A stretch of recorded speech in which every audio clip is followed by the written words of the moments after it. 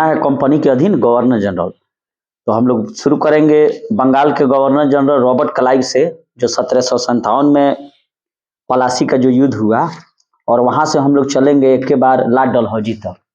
चूंकि 1856 में उसका कार्यकाल खत्म हो रहा है, तो 1757 से 1857 तक हम लोग एक बार में इसको पढ़ लें, और उसके बाद पढ़ेंगे तो आजे पूरा, लेकिन यहाँ से यहाँ तक का दिमाग में रहेगा कि 1757 से लेकर 1857 तक कौन कौन गवर्नर जनरल थे।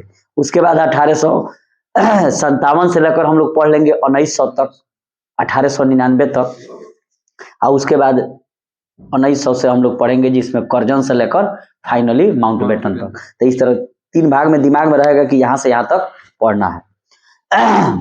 तो बंगाल का गवर्नर जनरल, और इसमें रॉबर्ट क्लाइव ही था जिसने पलासी की लड़ाई लड़ी, ठीक है। और तो इसका 2 गो कार्यकाल है, पहला है 1757 से लेकर 1760 तक, और दूसरा है 1765 से लेकर 1767 तक, ठीक है। तो प्रश्न यहाँ से बार बार पूछा जाता है कि बंगाल में द्वैध शासन की व्यवस्था किसने की थी या किसने लागू की थी? रॉबर्ट क्लाइव ने, ठीक है। आखिर ये द्वैध शासन होता क्या है? द्वैध शासन का मतलब यह है कि राजस्व वसूलने, अर्थात टैक्स वसूलेगा कौन? अंग्रेज। सैनिक भी उसी के अंतर्गत रहेगा, और विदेशी मामले भी उसी के अंतर्गत रहेंगे, और शासन चलाने की जिम्मेदारी किसकी होगी? नवाब के, बंगाल के नवाब का। मतलब आप जो है शासन देखिए, और जितना टैक्स है हम वसूल लेंगे, सेना हम रख लेंगे, अब विदेशी मामले भी हम रख लेंगे। तो मेन चीज है पैसा। तो पैसा आप अंग्रेज हैं तो आप रखिएगा, इनके दरबार में जो लोग काम कर रहे हैं उनको तनख्वाह कहाँ से दीजिएगा? बार बार मुंह तकिएगा अंग्रेज के तरफ, तो आपके ही दरबार का आदमी बुझेगा कि असली मालिक तो अंग्रेज है। तो बंगाल में द्वैध शासन की व्यवस्था रॉबर्ट क्लाइव ने की, और जिसके तहत राजस्व वसूलने, सैनिक संरक्षण और विदेशी मामले अपने पास रखा एवं शासन चलाने की जिम्मेदारी नवाब को दे दी, ठीक है।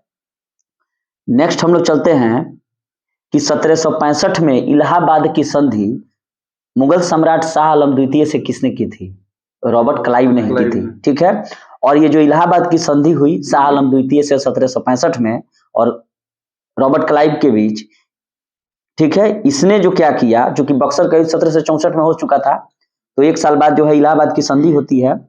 और बक्सर के युद्ध में कौन कौन लोग शामिल थे? सिराजुद्दौला, मीर कासिम बंगाल का नवाब, शुजा-उद-दौला अवध का नवाब, और शाह आलम द्वितीय। संयुक्त सेना हार गई थी। और 1765 का जो इलाहाबाद का संधि हुआ, इसने क्या किया कि देश की राजनीतिक और संवैधानिक व्यवस्था में दखल देने का अधिकार अंग्रेजों को दे दिया, और यहीं से भारत में वास्तविक रूप से ब्रिटिश शासन की नींव पड़ी, बक्सर के युद्ध के बाद। तो बार बार यह प्रश्न पूछा जाता है कि भारत में ब्रिटिश शासन की नींव का किस युद्ध के पश्चात पड़ी? बक्सर के युद्ध के पश्चात, और 1765 में इलाहाबाद की संधि से। क्योंकि इलाहाबाद की संधि में क्या हुआ था कि 26 लाख रुपया पेंशन देने के लिए रॉबर्ट क्लाइव माने अंग्रेज जो थे तैयार हो गए। किसको? मुगल सम्राट शाह आलम द्वितीय को, और बदले में बंगाल, बिहार, उड़ीसा की दीवानी अधिकार प्राप्त कर लिए। और यही पेंशन जो है आगे चलकर वारेन हेस्टिंग्स इसको बंद कर देता है, पेंशन की राशि को, ठीक है। और मुगल सम्राट का जो पद है वो लॉर्ड कैनिंग के शासन काल में भारत शासन अधिनियम 1858 के अंतर्गत मुगल सम्राट का पद समाप्त कर दिया गया। तो यहाँ से 3 प्रश्न काफी इंपॉर्टेंट रहेंगे, क्योंकि कोरिलेट करके पढ़ना होगा कि इलाहाबाद की संधि कब हुई? 1765 में। किसके किसके बीच हुई? शाह आलम द्वितीय और रॉबर्ट क्लाइव के बीच। इसमें क्या किया कि 26 लाख पेंशन हम मुगल सम्राट को देंगे, अब बदले में बंगाल, बिहार, उड़ीसा की दीवानी लेंगे, ठीक है। और इसके पेंशन को कौन बंद कर दिया? वारेन हेस्टिंग्स, यानी कि VH, ठीक है। अरे वारेन हेस्टिंग्स का कार्यकाल है 1774 से 85, तो पेंशन कौन बंद कर दिया? Warren Hastings. और मुगल सम्राट के पद को कब समाप्त किया गया? 1858 का अधिनियम में। क्यों? क्योंकि बहादुर शाह जफर द्वितीय हार गए थे 1857 के क्रांति में, और बहादुर शाह जफर द्वितीय को बर्मा के रंगून में निर्वासित कर दिया गया था, ठीक है। अब यहाँ कह रहा है कि रॉबर्ट क्लाइव ने बंगाल के समस्त क्षेत्रों के देखरेख के लिए, क्योंकि उस समय बंगाल में ही बिहार और उड़ीसा शामिल था, तो 2 उप दीवान बनाया। एक बंगाल के लिए और एक बिहार के लिए। तो बंगाल के लिए किसको उप दीवान बनाया? राजा खान को, और बिहार के लिए राजा सीताब राय को। उसके बाद कुछ गवर्नर जनरल आए जैसे कि बरलास्ट, कार्टियर, वारेन हेस्टिंग्स। तो ये पूछता नहीं है लेकिन कभी कभी जो है क्रम पूछ देगा। तो सबसे पहले कौन हो गया? Robert Clive. उसके बाद कौन हो गया? बरलास्ट हो गया। फिर हो गया कार्टियर। उसके बाद वारेन हेस्टिंग्स 1772 से 74। देखिए कंपनी के अधीन गवर्नर जनरल कौन थे? तो रेगुलेटिंग एक्ट 1773 के अनुसार बंगाल के गवर्नर जनरल को अब कंपनी का गवर्नर जनरल कहा जाने लगा। कहाँ के कंपनी का है? कि जो अंग्रेजी क्षेत्र शामिल थे, और जिसका कार्यकाल 5 वर्षों का निर्धारित किया गया। कहने का मतलब यह है कि जब भी यह प्रश्न पूछेगा कि बंगाल के गवर्नर जनरल को अंग्रेजी क्षेत्र का गवर्नर जनरल किस एक्ट के द्वारा बनाया गया, तो 1773 के रेगुलेटिंग एक्ट के द्वारा, और उसका 5 साल का कार्यकाल निर्धारित कर दिया गया। और मद्रास एवं बंबई के जो गवर्नर जनरल थे उसको इस बंगाल के गवर्नर जनरल के अंतर्गत ही ला दिया गया। माने 3 गवर्नर जनरल था, मद्रास में, बंबई में और कलकत्ता में। तो कलकत्ता को मेन कर दिया गया और उन दोनों को अधीन कर दिया गया। ठीक है। और इस प्रकार भारत में कंपनी के अधीन प्रथम गवर्नर जनरल वारेन हेस्टिंग्स बना। कौन? VH। कहा बार बार VH कह रहे हैं कि एगो बहुत अच्छा ही, मतलब इससे बार बार प्रश्न पूछा जाता है। दूगो है, एगो है वारेन हेस्टिंग्स यानी कि VH, और एगो है लॉर्ड हेस्टिंग्स यानी कि LH। तो ये रिंग फेंस की जो नीति है, सुरक्षा प्रकोष्ठ की नीति, जब भी ये प्रश्न पूछा जाता है कि सुरक्षा प्रकोष्ठ की नीति से संबंधित कौन गवर्नर जनरल है, तो वारेन हेस्टिंग्स मारना है, VH। ठीक है। और लॉर्ड हेस्टिंग्स ने क्या किया था कि वो दूसरा है, तो ऑप्शन में क्या होता है? वारेन हेस्टिंग्स भी दे देता है और लॉर्ड हेस्टिंग्स भी दे देता है। तो सुरक्षा प्रकोष्ठ की नीति से जब रहेगा प्रश्न तो क्या मारिएगा लोग? वारेन हेस्टिंग्स यानी कि VH। ठीक है। तो यहाँ पर कह रहा है कि इसी मैंने कहने का मतलब है कि भारत में कंपनी के अधीन प्रथम गवर्नर जनरल कौन था? Warren Hastings. और बंगाल का प्रथम गवर्नर जनरल कौन था? रॉबर्ट क्लाइव, जिसने वहां पर दोहरी शासन की व्यवस्था को लागू किया और इलाहाबाद की संधि भी की थी। ठीक है। अब आइए वारेन हेस्टिंग्स, जो इंपॉर्टेंट है। वारेन हेस्टिंग्स 1774 से 1785 इसका कार्यकाल है। कई साल हो गया? 11 साल हो गया। और इसने क्या किया वारेन हेस्टिंग्स ने कि मुर्शिदाबाद से जो है कोषागार, जो है राजकीय कोषागार, उसको मुर्शिदाबाद से हटाकर कलकत्ता लाया। जैसे बंगाल की पहले राजधानी कहाँ थी? ढाका। ढाका के बाद मुर्शिदाबाद हुई, और मुर्शिदाबाद से मुंगेर लेके कौन चला गया? मीर कासिम। और मुंगेर जाकर वहां पर मीर कासिम जो नवाब था, बंदूक का फैक्ट्री बना दिया। तो ये लोग क्या किए, माने मीर कासिम के कार्य क्या बोलते हैं, वारेन हेस्टिंग्स जो है यह राजकीय कोषागार को मुर्शिदाबाद से हटाकर कोलकाता ले गया। और क्या किया वारेन हेस्टिंग्स ने कि 1772 में इसने प्रत्येक जिले में एक फौजदारी एवं दीवानी अदालत स्थापित की, और दीवानी अदालत में कलेक्टर मुख्य न्यायाधीश होता था। ठीक है। उसके बाद बहुत सारा इसमें चीज है, लेकिन इंपॉर्टेंट जो है उसी को पढ़ा जाए कि 1772 में कोर्ट ऑफ डायरेक्टर्स ने दो को बनाया गया था। कंपनी को 2 भागों में बांटा गया था। एगो कोर्ट ऑफ डायरेक्टर्स जो माने व्यापारिक मामले देखेंगे, कुछ कोर्ट ऑफ रेवेन्यू वाले व्यापारिक मामले देखेंगे, और कोर्ट ऑफ डायरेक्टर्स जो हैं वो कंपनी के प्रशासनिक और राजनीतिक मामले देखेंगे। तो यहाँ पर है कि 1772 में कोर्ट ऑफ डायरेक्टर्स ने दोहरी शासन प्रणाली को समाप्त कर दिया। तो प्रश्न आएगा कि दोहरी शासन प्रणाली बंगाल में किसने लगाई? रॉबर्ट क्लाइव ने। लेकिन दोहरी शासन प्रणाली को समाप्त किसके काल में हुआ? वारेन हेस्टिंग्स के काल में। और कंपनी को बंगाल, बिहार, उड़ीसा प्रांत की शासन व्यवस्था का उत्तरदायित्व संभालने का आदेश दे दिया गया। ठीक है। वारेन हेस्टिंग्स ने दोनों उप दीवान मोहम्मद राजा खान एवं जो थे बंगाल के और बिहार के सीताब राय थे, जिनकी नियुक्ति रॉबर्ट क्लाइव ने की थी, उनको ही हटा दिया। ठीक है। यहाँ कह रहा है कि हेस्टिंग्स ने नवाब की देखभाल के लिए, चूंकि वो बहुत कम उम्र का व्यक्ति था, उसी को ये नवाब बना दिया। तो नवाब की देखभाल के लिए मीर जाफर जो था, जो धोखा दिया था किसको? सिराजुद्दौला को 1757 की प्लासी की लड़ाई में, उसकी विधवा जो थी मुन्नी बेगम, उसी को बना दिया कि आप ही इसको देखरेख करिए। लेकिन वो भी बहुत चालाक थी। 1775 में मुन्नी बेगम को हटा दिया गया और मोहम्मद राजा खान को नाबालिग नवाब का संरक्षक नियुक्त कर दिया गया। ये तो खैर कहानी है। इंपॉर्टेंट क्या क्या चीज है वारेन हेस्टिंग्स से संबंधित कि ए कोड ऑफ जेंटू लॉज, खूब ध्यान से सुनिएगा लोग, 1776 में क्या किया वारेन हेस्टिंग्स ने कि मनुस्मृति का अंग्रेजी में अनुवाद कराया। उसका क्या नाम था? ए कोड ऑफ जेंटू लॉज। क्या नाम था? ए कोड ऑफ जेंटू लॉज। और उस देखिए सबसे बड़ी बात है कि आखिर इसने माने यहाँ के जो किताब थे, मनुस्मृति एक कानून का ही किताब है जो हिंदुओं से संबंधित प्राचीन काल से चला आ रहा था। ठीक है, आज भी मनुस्मृति का बात होता है, उसमें बताया गया है कौन ऊंच नीच माने कौन क्या है, किसको कैसे रहना चाहिए, समाज में विधवा को श्वेत वस्त्र क्यों धारण करना चाहिए। मनुस्मृति तो हम भी नहीं पढ़े हैं, अभी सुनिए बता रहे हैं। देखिए किसी भी देश को अगर अच्छा से जानना हो तो वहां के पुराना किताब पढ़िए, साहित्य वगैरह पढ़िए। तो ये क्या किया कि आखिर यहाँ जो भी किताब था उसको, जैसे मुस्लिमे में जैसे मुगले यहाँ पर राज किया तो उसके किताब को अंग्रेजी में अनुवाद किया। मुगल को उसने काफी अच्छा से रीड किया। बाबरनामा का भी हेनरी बेबरिज ने जो है अंग्रेजी अनुवाद किया। तो क्यों किया? जानने के लिए कि यहाँ की जो परंपरा जो है आखिर वो है क्या, लोग कैसे यहाँ शासन करते थे, हम जान लेंगे तो हम यहाँ पर अच्छा से शासन कर पाएंगे। तो जब भी ये प्रश्न पूछेगा कि मनुस्मृति का अंग्रेजी अनुवाद किस नाम से हुआ है, ए कोड ऑफ जेंटू लॉज। ठीक है, और ये 1776 में वारेन हेस्टिंग्स के कार्यकाल में हुआ था। और वारेन हेस्टिंग्स का कार्यकाल रहा 1774 से 1785। ठीक है, 1789 में अभिज्ञान शाकुंतलम के रचनाकार कौन थे? कालिदास। और उस नाटक का भी अंग्रेजी अनुवाद किया गया। ठीक है, भगवत गीता का अंग्रेजी अनुवाद विलियम विल्किंस के द्वारा किया गया। खूब ध्यान से नाम सुनना है, इसमें क्या है? भी है।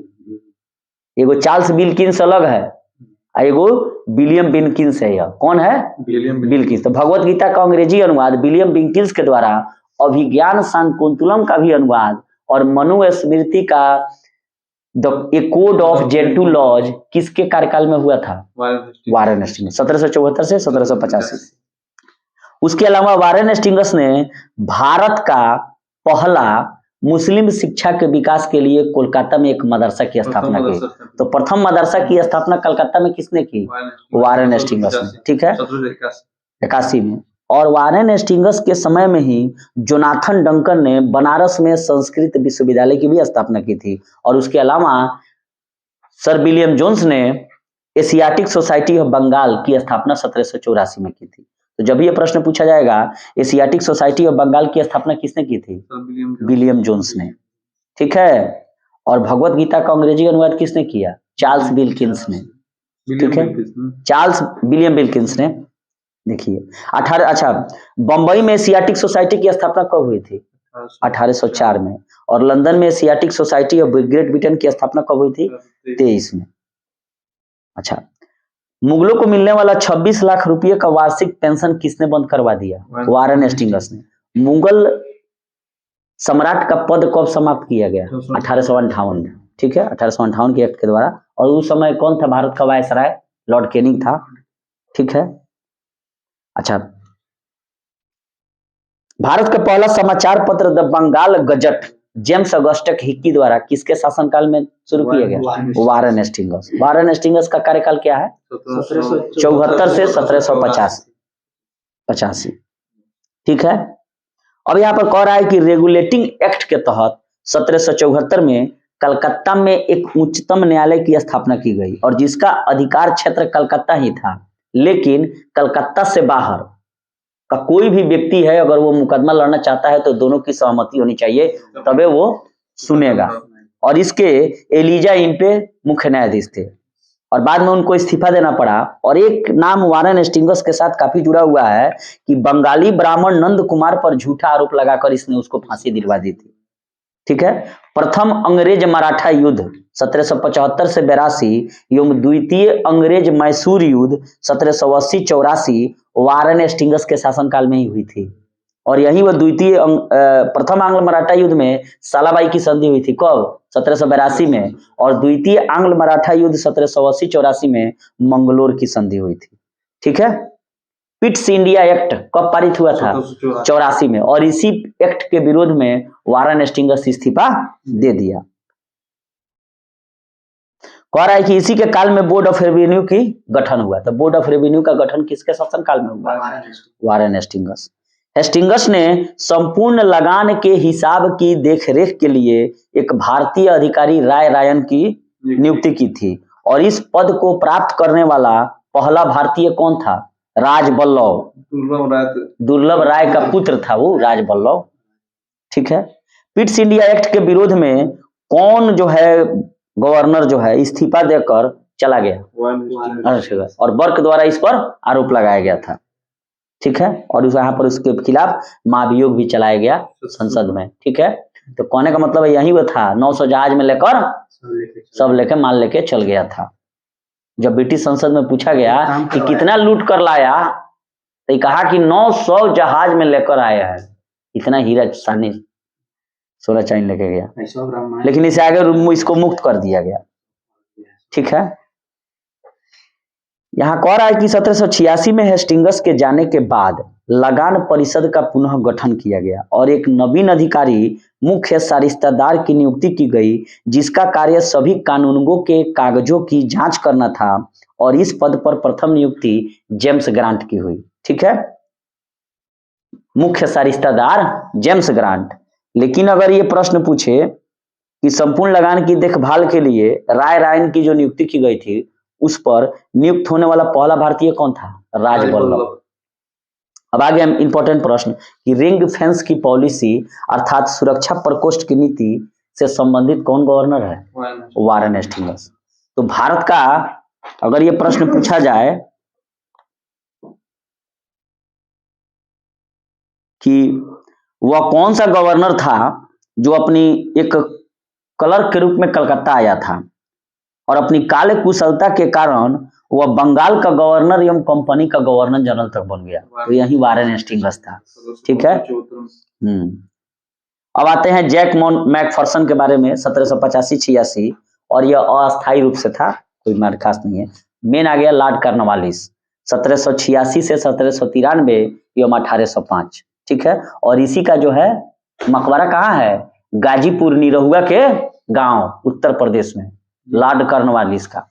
यही मर गया 1805 में, तो मकबरा बन गया गाजीपुर में। यही कह रहा है कि लॉर्ड कॉर्नवालिस जो है, जो वहां मैंने जिले के सारे अधिकार कलेक्टर को दे दिए गए, दे दिया। पहले जिले के सारे अधिकार कलेक्टर को नहीं थे। इसने बहुत कुछ बढ़िया भी काम किया, जैसे कि इसने पुलिस कर्मचारियों के वेतन में वृद्धि की और ग्रामीण क्षेत्रों में पुलिस अधिकार प्राप्त जमींदारों के अधिकार को छीन लिया। ठीक है। कंपनी के कर्मचारियों के व्यक्तिगत व्यापार पर लॉर्ड कॉर्नवालिस ने प्रतिबंध लगा दिया और जिला में एक पुलिस थाना की स्थापना कर एक दरोगा की नियुक्ति कर दी। ठीक है। लॉर्ड कॉर्नवालिस जो है भारतीय न्यायाधीशों से युक्त, कहाँ के न्यायाधीश होंगे? भारतीय न्यायाधीश, जिला फौजदारी अदालतों को समाप्त कर दिया और उसके स्थान पर 4 मोबाइल कोर्ट बनाया, घूम घूम कर फैसला देने वाले, जिसमें से 3 बंगाल के लिए और 1 बिहार के लिए। तो सबसे पहले मोबाइल कोर्ट तो यहीं चलाया। कह रहा है कि बार बार यह प्रश्न पूछा जाता है कि कॉर्नवालिस ने कॉर्नवालिस कोर्ट का निर्माण कब कराया? 1793 में, और यह शक्ति के पृथक्करण के सिद्धांत पर आधारित था। ठीक है। 1793 में एक यह नियम लाया जिसके अंतर्गत जिला कलेक्टर को उसके न्यायिक शक्तियों से हटा दिया गया और सिर्फ टैक्स कलेक्टर के रूप में ही रहने दिया गया, जबकि न्यायिक शक्तियां कौन प्रदान किया था कलेक्टर को? Warren Hastings. ये बहुत सारा चीज छीन लिया, जमींदार से भी छीन लिया, कलेक्टर से के हाथ से भी छीन लिया। ठीक है। अब यहाँ कह रहा है कि भारतीयों के लिए सेना में लॉर्ड कॉर्नवालिस के समय में सूबेदार, जमींदार, प्रशासनिक सेवा में मुंसिफ, सदर अमीन या डिप्टी कलेक्टर यानी कि एसडीएम से ऊंचा पद नहीं दिया जाता था। इसने एक काम किया कि अस्थाई बंदोबस्त पद्धति को शुरू की। अस्थाई बंदोबस्त पद्धति को ही इस्तमरारी जमींदारी व्यवस्था कहा जाता है और इसके अंतर्गत लगान वसूलने का जो सिस्टम है, उसमें जो भी लगान वसूलेगा उसका 10% जमींदार रखेगा और लगान तय करने का भी पावर कि कितना लगान लेना है ये भी जमींदार के पास होगा और शेष 90% किसको जमा करेगा? कंपनी को। ठीक है। अस्थाई बंदोबस्त की योजना किसने बनाई थी? सर जॉन शोर ने। ठीक है। और इसे बंगाल, बिहार, उड़ीसा, बनारस एवं मद्रास के उत्तरी जिलों में लागू किया गया और इसमें जमींदार भू राजस्व तय करने के लिए स्वतंत्र थे। ठीक है। तो जब भी ये प्रश्न पूछेगा इस्तमरारी बंदोबस्त क्या है, सूर्यास्त का कानून इसी में न था, जमींदार के साथ। कि सूर्य डूबने से पहले महीना का टैक्स नहीं जमा कीजिएगा तो आपका जमींदारी बेच देंगे हम। ठीक है, तो जब ये प्रश्न पूछे कि अस्थाई बंदोबस्त की योजना किसके सर जॉन सोर लॉर्ड कॉर्नवालिस लगाया 1793 में, और अस्थाई बंदोबस्त को ही जमींदारी बंदोबस्त भी कहते हैं, इस्तेमारी भी कहते हैं। और इसमें 90% भाग जो है वो अंग्रेज रखते थे, 10% जमींदार रखते थे, और जमींदार लगान तय यानी टैक्स कितना लेना है इसके लिए वे स्वतंत्र होते थे। ठीक है, नेक्स्ट हम लोग चलते हैं रैयतवाड़ी व्यवस्था में।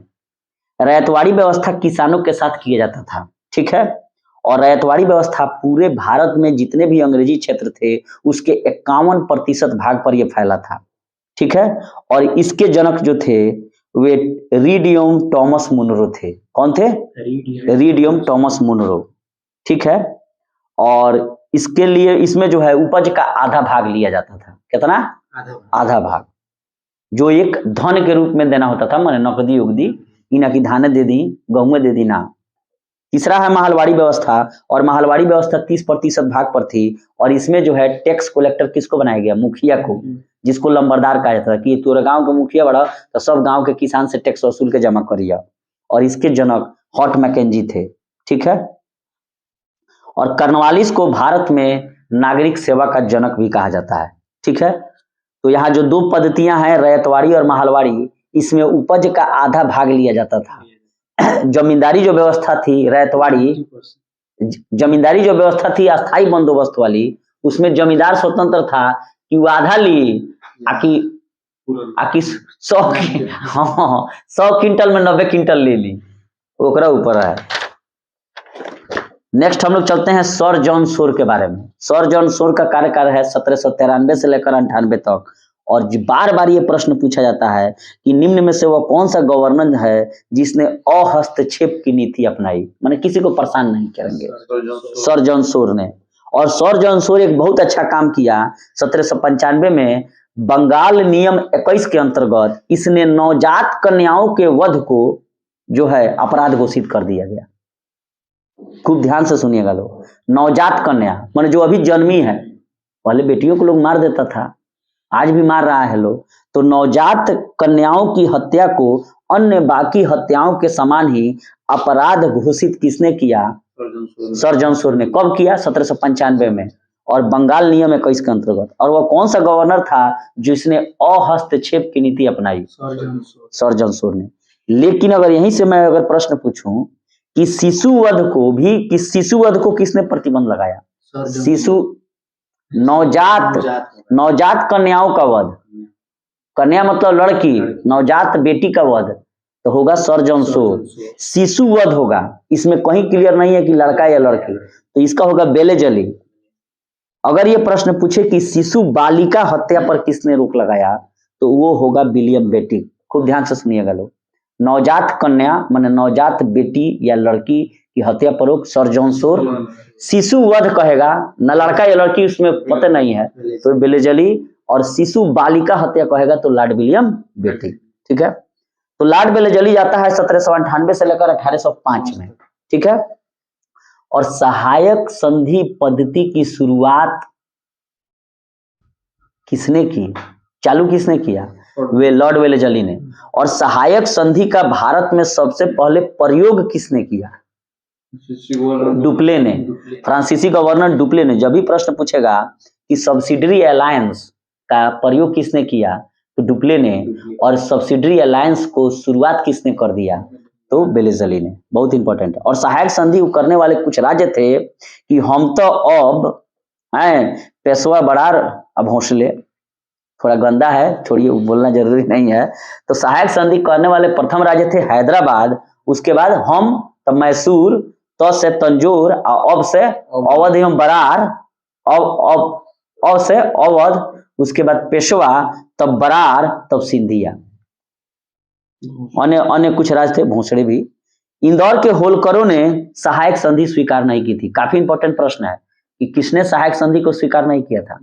इंदौर के होलकरों ने। ठीक है, और ये जितने भी होलकर हैं, सिंधिया हैं या पेशवा हैं, ये सब भोसले हैं, ये सब कौन थे? मराठा सरदार थे। ठीक है, अच्छा, किसके कार्यकाल में जो है चौथे अंग्रेज मैसूर युद्ध 1799 में टीपू सुल्तान मारा गया? तो यही वह बेलजली है। अच्छा, इसी के शासनकाल में 1804 में नियम 3 के अंतर्गत शिशु वध को भी रोका गया। ठीक है। अच्छा, कलकत्ता में नागरिक सेवा भर्ती के लिए किसने फोर्ट विलियम कॉलेज की स्थापना की? लॉर्ड वेलेजली ने। ठीक है। अच्छा, उसके अलावा जो इंग्लैंड का एक हेलबरी कॉलेज था ईस्ट इंडिया कंपनी के द्वारा, वहां पहले ईस्ट इंडिया कंपनी के जो भी प्रशासनिक अधिकारी होते थे उनको वहां ट्रेनिंग दिया जाता था। ठीक है। कौन जो है स्वयं को बंगाल का शेर कहता था? Lord Wellesley. लॉर्ड वेलेजली ने स्वयं को बंगाल का शेर कहा है। ठीक है। और इस तरह शेर किसने कहा है? टीपू सुल्तान ने। अच्छा, यहीं से लॉर्ड कॉर्नवालिस का दूसरा कार्यकाल 1805 में शुरू होता है, लेकिन शीघ्र ही उसकी मृत्यु गाजीपुर उत्तर प्रदेश में हो गई और वहीं पर दफना दिया गया। सर जॉर्ज बार्लो 1805 से लेकर 1807 और 1806 में बिल्लोर में हुए सिपाही विद्रोह इसी के समय की घटना है। अब यह प्रश्न आता है कि बिल्लोर में आखिर सिपाही विद्रोह 1806 में हुआ क्यों? सिपाही विद्रोह से हम लोग के दिमाग में आता है 1857 की क्रांति, लेकिन उससे पहले भी बिल्लोर मद्रास में था 1806 में, और वहां पर बंगाल मद्रास का जो गवर्नर था, चूंकि यहाँ पर जॉर्ज बार्लो कहाँ का गवर्नर है? कंपनी का, माने पूरे बंगाल क्षेत्र का, और इसी के अधीन मद्रास था। तो मद्रास में जो 1806 में हुआ विद्रोह, तो मद्रास का गवर्नर लॉर्ड विलियम बेटिक था। उसने यह नियम निकाला कि आप अगर माथा पर तिलक लगा रहे हैं, पैर में कड़ा पहन रहे हैं, धागा बांध रहे हैं, ये सब नहीं चलेगा। कान में बाली पहन रहे हैं, नहीं चलेगा। इसलिए वहां भारतीय सैनिकों ने क्या किया था? विद्रोह कर दिया था। ठीक है। तो जब भी ये प्रश्न पूछे कि मद्रास का गवर्नर जनरल कहेगा तो विलियम बेटिक होगा, चूंकि वहीं पर ये हुआ, लेकिन कंपनी का कहेगा तो जॉन बार्लो होगा। उसके बाद आइए मिंटो प्रथम 1807 से 1813। इसके समय में एक काफी इंपॉर्टेंट घटना हुई थी, अमृतसर की संधि, और इसमें चार्ल्स मेटकॉफ द्वारा अध्यक्षता किया गया था, और रणजीत सिंह एवं अंग्रेजों के बीच 1809 में अमृतसर की संधि हुई थी। तो ये बार बार पूछा जाता है कि अमृतसर की संधि कब हुई? 1809 में। गवर्नर कौन था? मिंटो प्रथम। और इस संधि में महाराजा रणजीत सिंह और मध्यस्थता किसने किया था? मेटकॉफ ने। तो यहाँ से ये प्रश्न मैं फिर से पूछ रहा हूँ कि अमृतसर की संधि कब हुई थी? किसके किसके बीच हुई थी? मिंटो प्रथम एवं रणजीत सिंह, और मध्यस्थता किसने निभाया था? मेटकॉफ ने। इसी के समय में एक्ट 1813 पारित हुआ था। अब आइए लॉर्ड हेस्टिंग्स, आ गया LH। वारन हेस्टिंग्स क्या किया था? Ring fence policy. तो लॉर्ड हेस्टिंग्स। अच्छा, 1814 से 16 के बीच जो अंग्रेज नेपाल युद्ध हुआ वो किसके शासनकाल में हुआ?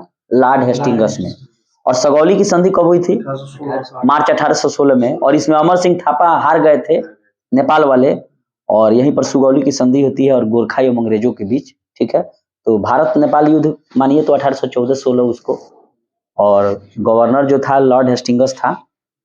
अच्छा, पिंडारियों का दमन किसके समय में किया गया? Lord Hastings. खूब ध्यान देना है यहाँ पर। पिंडारियों का दमन लॉर्ड हेस्टिंग्स, और पिंडारियों के प्रमुख नेता वासिल मुहम्मद चीतू एवं करीम खां थे। ठीक है। पिंडारी पर एगो सलमान खान का फिल्मों है, वीर फिल्म है, जहां हाथ डालते हैं एक बोटी मांस नोच लेते हैं। ठीक है। तो पिंडारियों का दमन कौन कर दिया? Lord Hastings. और ठगों का दमन कौन कराया? ठगों का दमन कराया विलियम बेटिक, कर्नल स्लीमैन की सहायता से। और ठग जो थे वे किसकी पूजा करते थे? देवी काली की। तो ध्यान रखना है, ठग और पिंडारी में अंतर है। ठग का दमन विलियम बेटिक, लेकिन किसकी सहायता से? तो कर्नल स्लीमैन। अगर ऑप्शन में कर्नल स्लीमैन है तो कर्नल स्लीमैन आंख मूंद के मारिए, क्योंकि ये तो कौन था? गवर्नर था, ये तो जाएगा नहीं। और पिंडारी का दमन लॉर्ड हेस्टिंग्स। सुरक्षा प्रकोष्ठ की नीति वारन हेस्टिंग्स।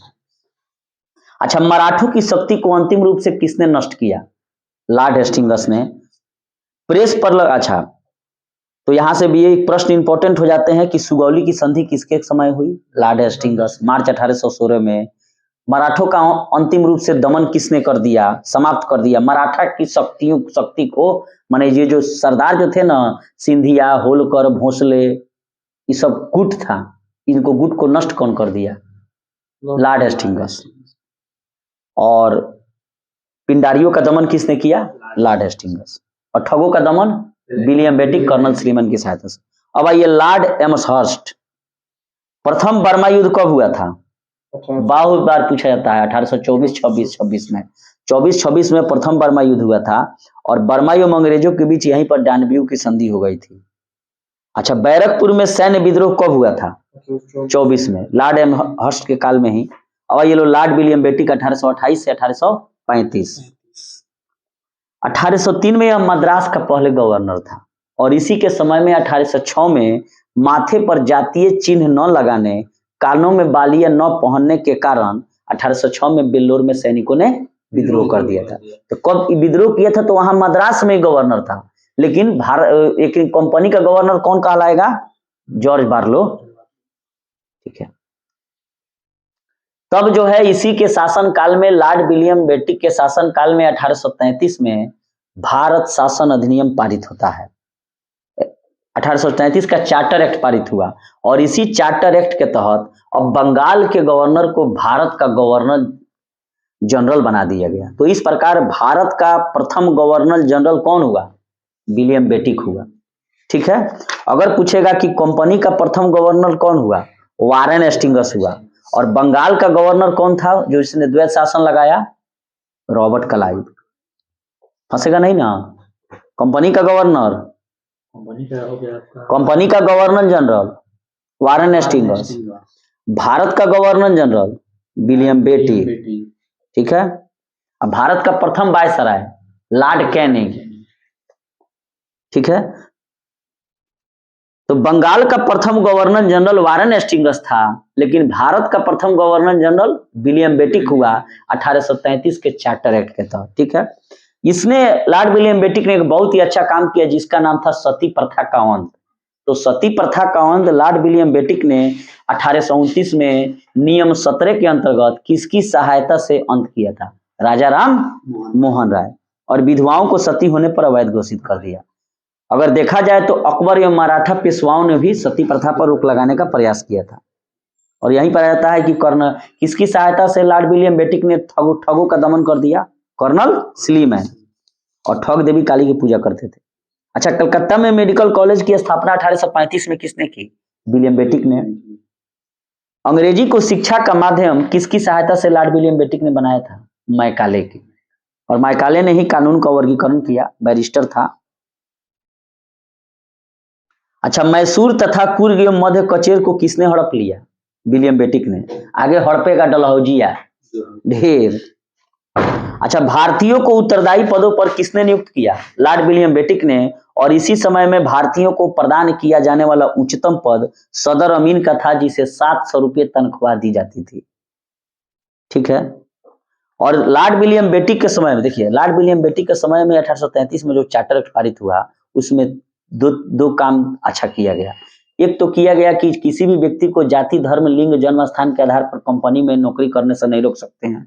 और दूसरा, इसको कंपनी के गवर्नर जनरल से भारत का गवर्नर जनरल बना दिया गया विलियम बेटिक को। और शिशु बालिका हत्या पर प्रतिबंध विलियम बेटिक ने। अगर ये प्रश्न हम पूछें कि नवजात बालिका हत्या पर प्रतिबंध किसने लगाया? जॉन सोर ने। बहुत अच्छा। अगर ये प्रश्न पूछें कि शिशु वध पर किसने प्रतिबंध लगाया? बेलेजली। बहुत अच्छा। चार्ल्स मेटकॉफ का आइए। चार्ल्स मेटकॉफ ने इसने अपने 1835 से 36 एक वर्ष का कार्यकाल था और इसने एक बहुत अच्छा काम किया कि इसने प्रेस पर से प्रतिबंध हटा दिया। इसी कारण बार बार ये प्रश्न पूछा जाता है कि किसे भारतीय प्रेस का मुक्तिदाता कहा जाता है? चार्ल्स मेटकॉफ को। यह वही मेटकॉफ है जो 1809 में लॉर्ड हेस्टिंग्स एवं रणजीत सिंह के बीच 1809 में जो अमृतसर की संधि हुई थी उसमें मध्यस्थता भूमिका निभाया था। और यहीं आगे चलकर जब 1835 में गवर्नर जनरल बना 1 साल के लिए, तो भारतीय प्रेस पर से प्रतिबंध हटाया, जिसके कारण इसको भारतीय प्रेस का मुक्तिदाता कहा जाता है। बहुत बार प्रश्न पूछाता है। नेक्स्ट पे आइए, लॉर्ड ऑकलैंड। तो ऑकलैंड जो है 1836 से 1842 है और इसके समय की सबसे महत्वपूर्ण घटना है प्रथम आंग्ल अंग्रेज अफगान युद्ध। कब हुआ था? 39 से 42 में। और इसने कलकत्ता से दिल्ली तक के ग्रैंड ट्रैंक रोड की मरम्मत करवाई। और इसी के समय में ही भारतीय जो थे वे डॉक्टरी की पढ़ाई करने के लिए लंदन जाना शुरू हो गए। ठीक है। और इसके लिए ब्रिटिश संसद ने अनुमति प्रदान कर दी। तो ऑकलैंड से प्रथम आंग्ल अफगान युद्ध, और से ऑकलैंड तो प्रथम अफगान युद्ध। अब आइए लॉर्ड एलिनबरो 1842 से 44। तो यहां से बार बार यह प्रश्न पूछा जाता है कि सिंध को पूर्ण रूप से ब्रिटिश साम्राज्य में किसके समय में मिला लिया गया? तो लॉर्ड एलिनबरो के समय में 1843 में। और सिंध विजय के विषय मन का श्रेय किसको जाता है? नेपियर को जाता है, नेपियर, जॉन नेपियर को जाता है। और जैन नेपियर ही वहां का मतलब सेना माने मुख्य भूमिका उसने निभाई थी, वहीं लड़ाई लड़ा। और जॉन नेपियर ने कहा था कि यह अफगानी तूफान की पूंछ है।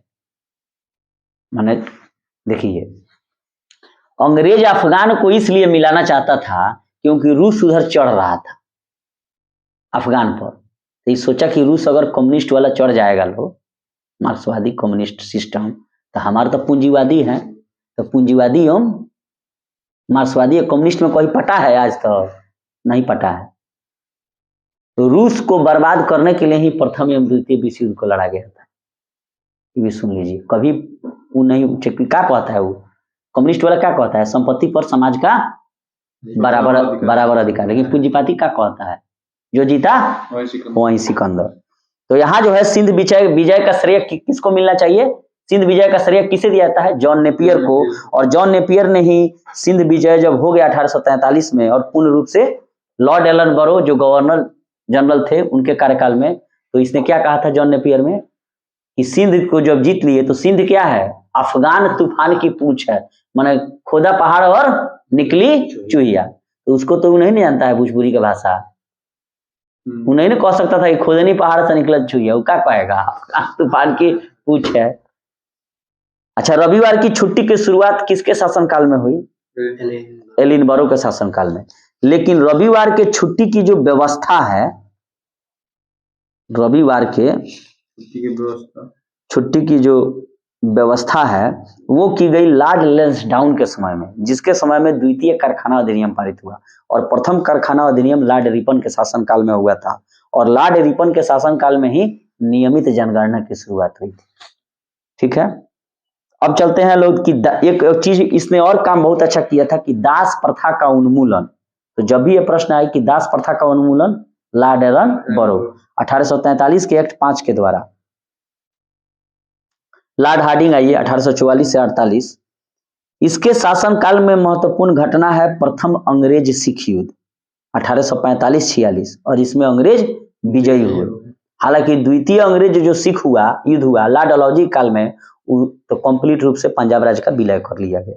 तो कोई प्रश्न पूछेगा कि द्वितीय आंग्ल सिख युद्ध कब हुआ? 1849 में। और पंजाब का कंप्लीट रूप से विलय कब किया गया? लॉर्ड डलहौजी के काल में।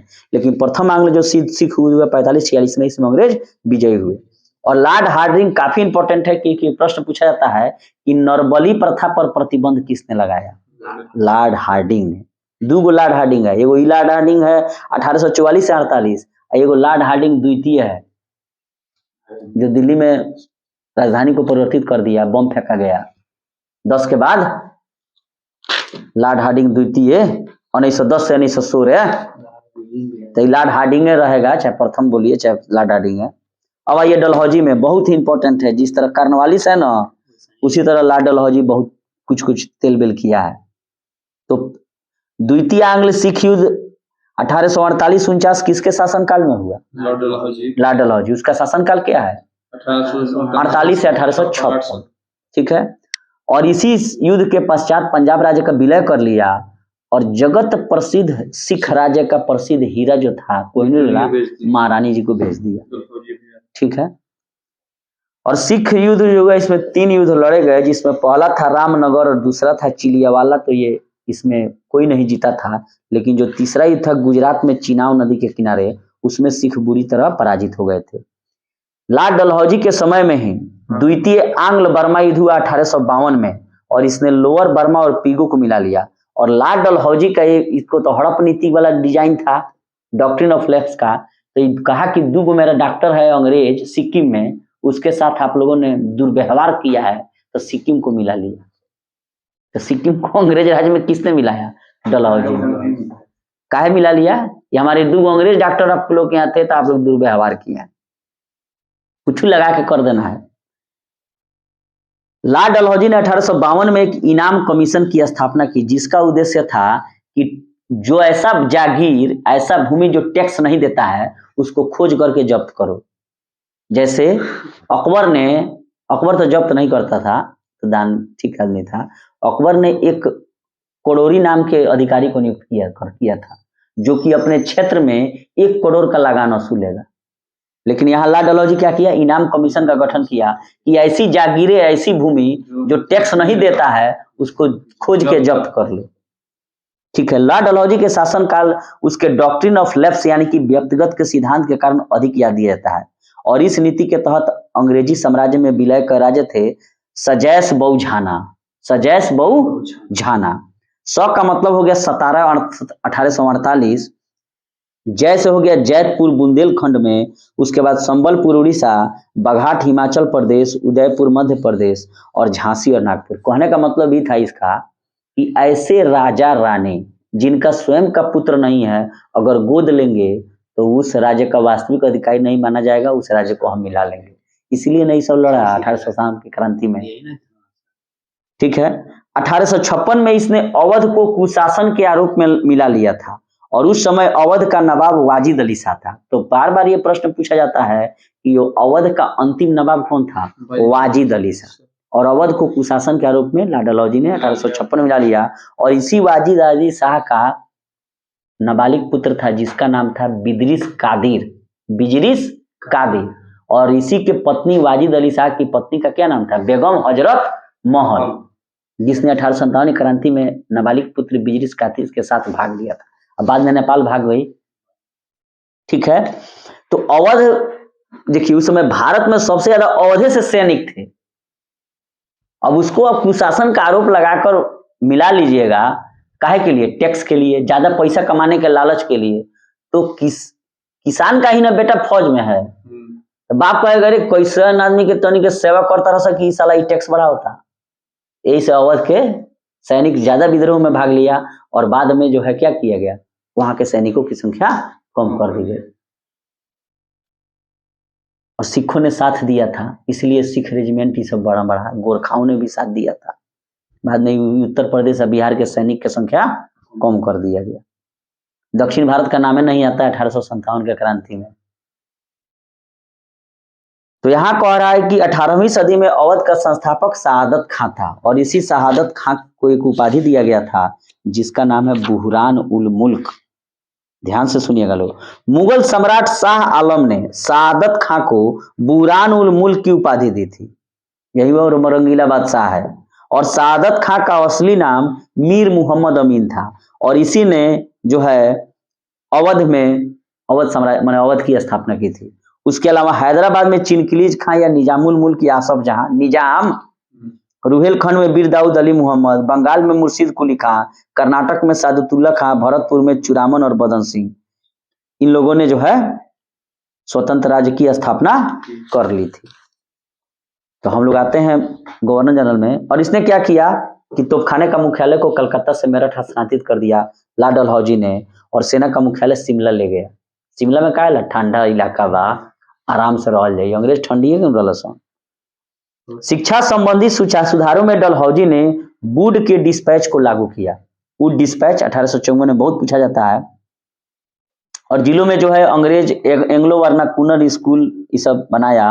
हालांकि लॉर्ड कैनिंग के समय में 1857 में 3 प्रेसिडेंसियों कलकत्ता, मद्रास एवं बम्बई में एक विश्वविद्यालय यूनिवर्सिटी की स्थापना की गई थी। अच्छा, भारत में रेलवे का जनक किसको माना जाता है, डलहौजी को। 16 अप्रैल 1853 को बम्बई से ठाणे के बीच 34 किलोमीटर रेली चलवाया था। ठीक है, उसके अलावा पहली बार इसी के शासनकाल में, ला डलहौजी के शासनकाल में डाक टिकट का प्रचलन हुआ, पोस्ट ऑफिस से पारित हुआ। और पृथक रूप से भारत में पहली बार सार्वजनिक निर्माण विभाग की भी स्थापना की गई, डेवलपिंग खतरा।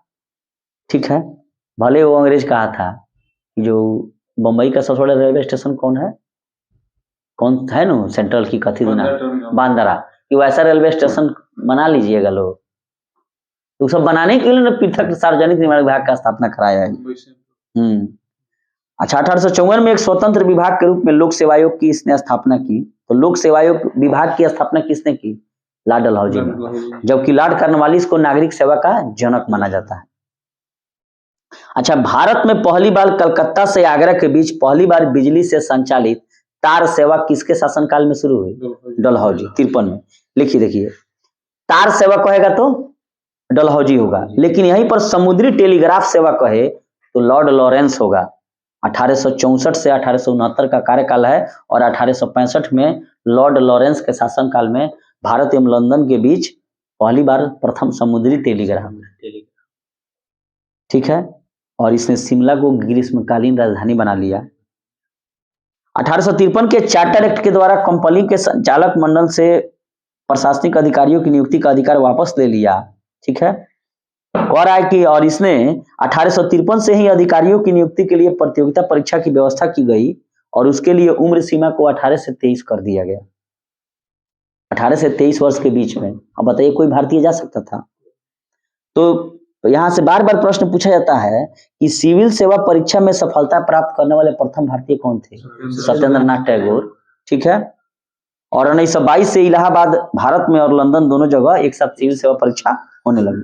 अच्छा, डलहौजी ने नर बलि प्रथा पर रोकने का प्रयास किया था, लेकिन नर बलि प्रथा पर प्रतिबंध किसने लगाया? Lord Hardinge. अब आते हैं हम लोग कैनिंग में 1856 से 1862, और यह भारत में कंपनी द्वारा नियुक्त अंतिम गवर्नर जनरल था और भारत का प्रथम वायसराय था। वायसराय क्यों था? क्योंकि कंपनी का पावर खत्म और वहां का ब्रिटेन के राजा का पावर चालू, इसलिए उसको वायसराय कहा गया, ठीक है। इसके समय की सबसे महत्वपूर्ण घटना कौन थी? 1857 का विद्रोह। और इस विद्रोह के बाद प्रशासनिक सुधार यानी कि एडमिनिस्ट्रेशन सुधार के अंतर्गत भारत का शासन सीधे कंपनी से कहां चला गया? ब्रिटिश क्राउन को, ठीक है। कैनिंग के समय में 1861 में उच्च न्यायालय अधिनियम बनाया गया और इसके लिए कलकत्ता, मद्रास, बंबई में क्या किया गया? एक हाई कोर्ट, और इसी के समय में एक कलकत्ता, बंबई, मद्रास में यूनिवर्सिटी भी बनावल गई। अच्छा, आगरा उच्च न्यायालय की स्थापना कब हुई थी? 1866 में, और 1875 में उसको इलाहाबाद स्थानांतरित कर दिया, ठीक है। एक प्रश्न इससे बार बार पूछा जाता है कि विधवा पुनर्विवाह अधिनियम किसके शासनकाल में पास हुआ? Lord Canning. और ईश्वर चंद्र विद्यासागर की सहायता से इसने कलकत्ता में पहला एक विधवा पुनर्विवाह कराया भी, और यह भी कहा कि धारा 15 के अंतर्गत कि विधवा का विवाह हो गया, अगर उसके बच्चे पहले से हैं या बाद में होंगे तो वे भी उसके संपत्ति में कानूनी अधिकार होंगे, ठीक है। उसके अलावा यह भी कहा कि जैसे हिंदू से कोई क्रिश्चियन बन गया तो बाप क्या करता था कि बेटा को दखल कर देता था, बेदखल, कि संपत्ति में अधिकार नहीं रहेगा। लेकिन ये कहा कि ना, तू दखल हो जाए तो कहा, लेकिन तब तेरा संपत्ति में अधिकार रही। सभी 1858 का अधिनियम है। और 1857 में कैनिंग के समय ही महालेखा परीक्षक का पद सृजन किया गया, comptroller and auditor general CAG, जो आज स्वतंत्रता के बाद भी भारत में क्या है, चल रहा है। अच्छा, मुगल सम्राट के पद को किस अधिनियम के अंतर्गत समाप्त किया गया? 1858। और कौन सा उस समय वायसराय था? लॉर्ड कैनिंग, ठीक है। डॉक्ट्रिन ऑफ लैप्स यानी कि राज्य विलय की नीति को समाप्त कर दिया गया। काहे समाप्त कर कैलस लो? इना समाप्त कर जाई तो इंगई मारकाट मचत रही। इंडियन काउंसिल एक्ट किसके शासनकाल में पारित हुआ? कैनिंग के शासनकाल में, ठीक है। उसके बाद आइए लॉर्ड एल्गिन, और इसकी हत्या, इसकी मृत्यु जो है हिमाचल प्रदेश में हो गई। तो अभी तक दो गो मिला, एगो तो लॉर्ड कार्नवालिस गाजीपुर में और एगो लॉर्ड एल्गिन जो है धर्मशाला हिमाचल प्रदेश में इसकी मृत्यु हो गई। मारा किसको गया है? तो मेयो को। इसको जो है एक अफगान था शेर अली अफरीदी, इसने पोर्ट ब्लेयर में इसको चाकुए घोंप दिलस, अब मेयो मर गईलन।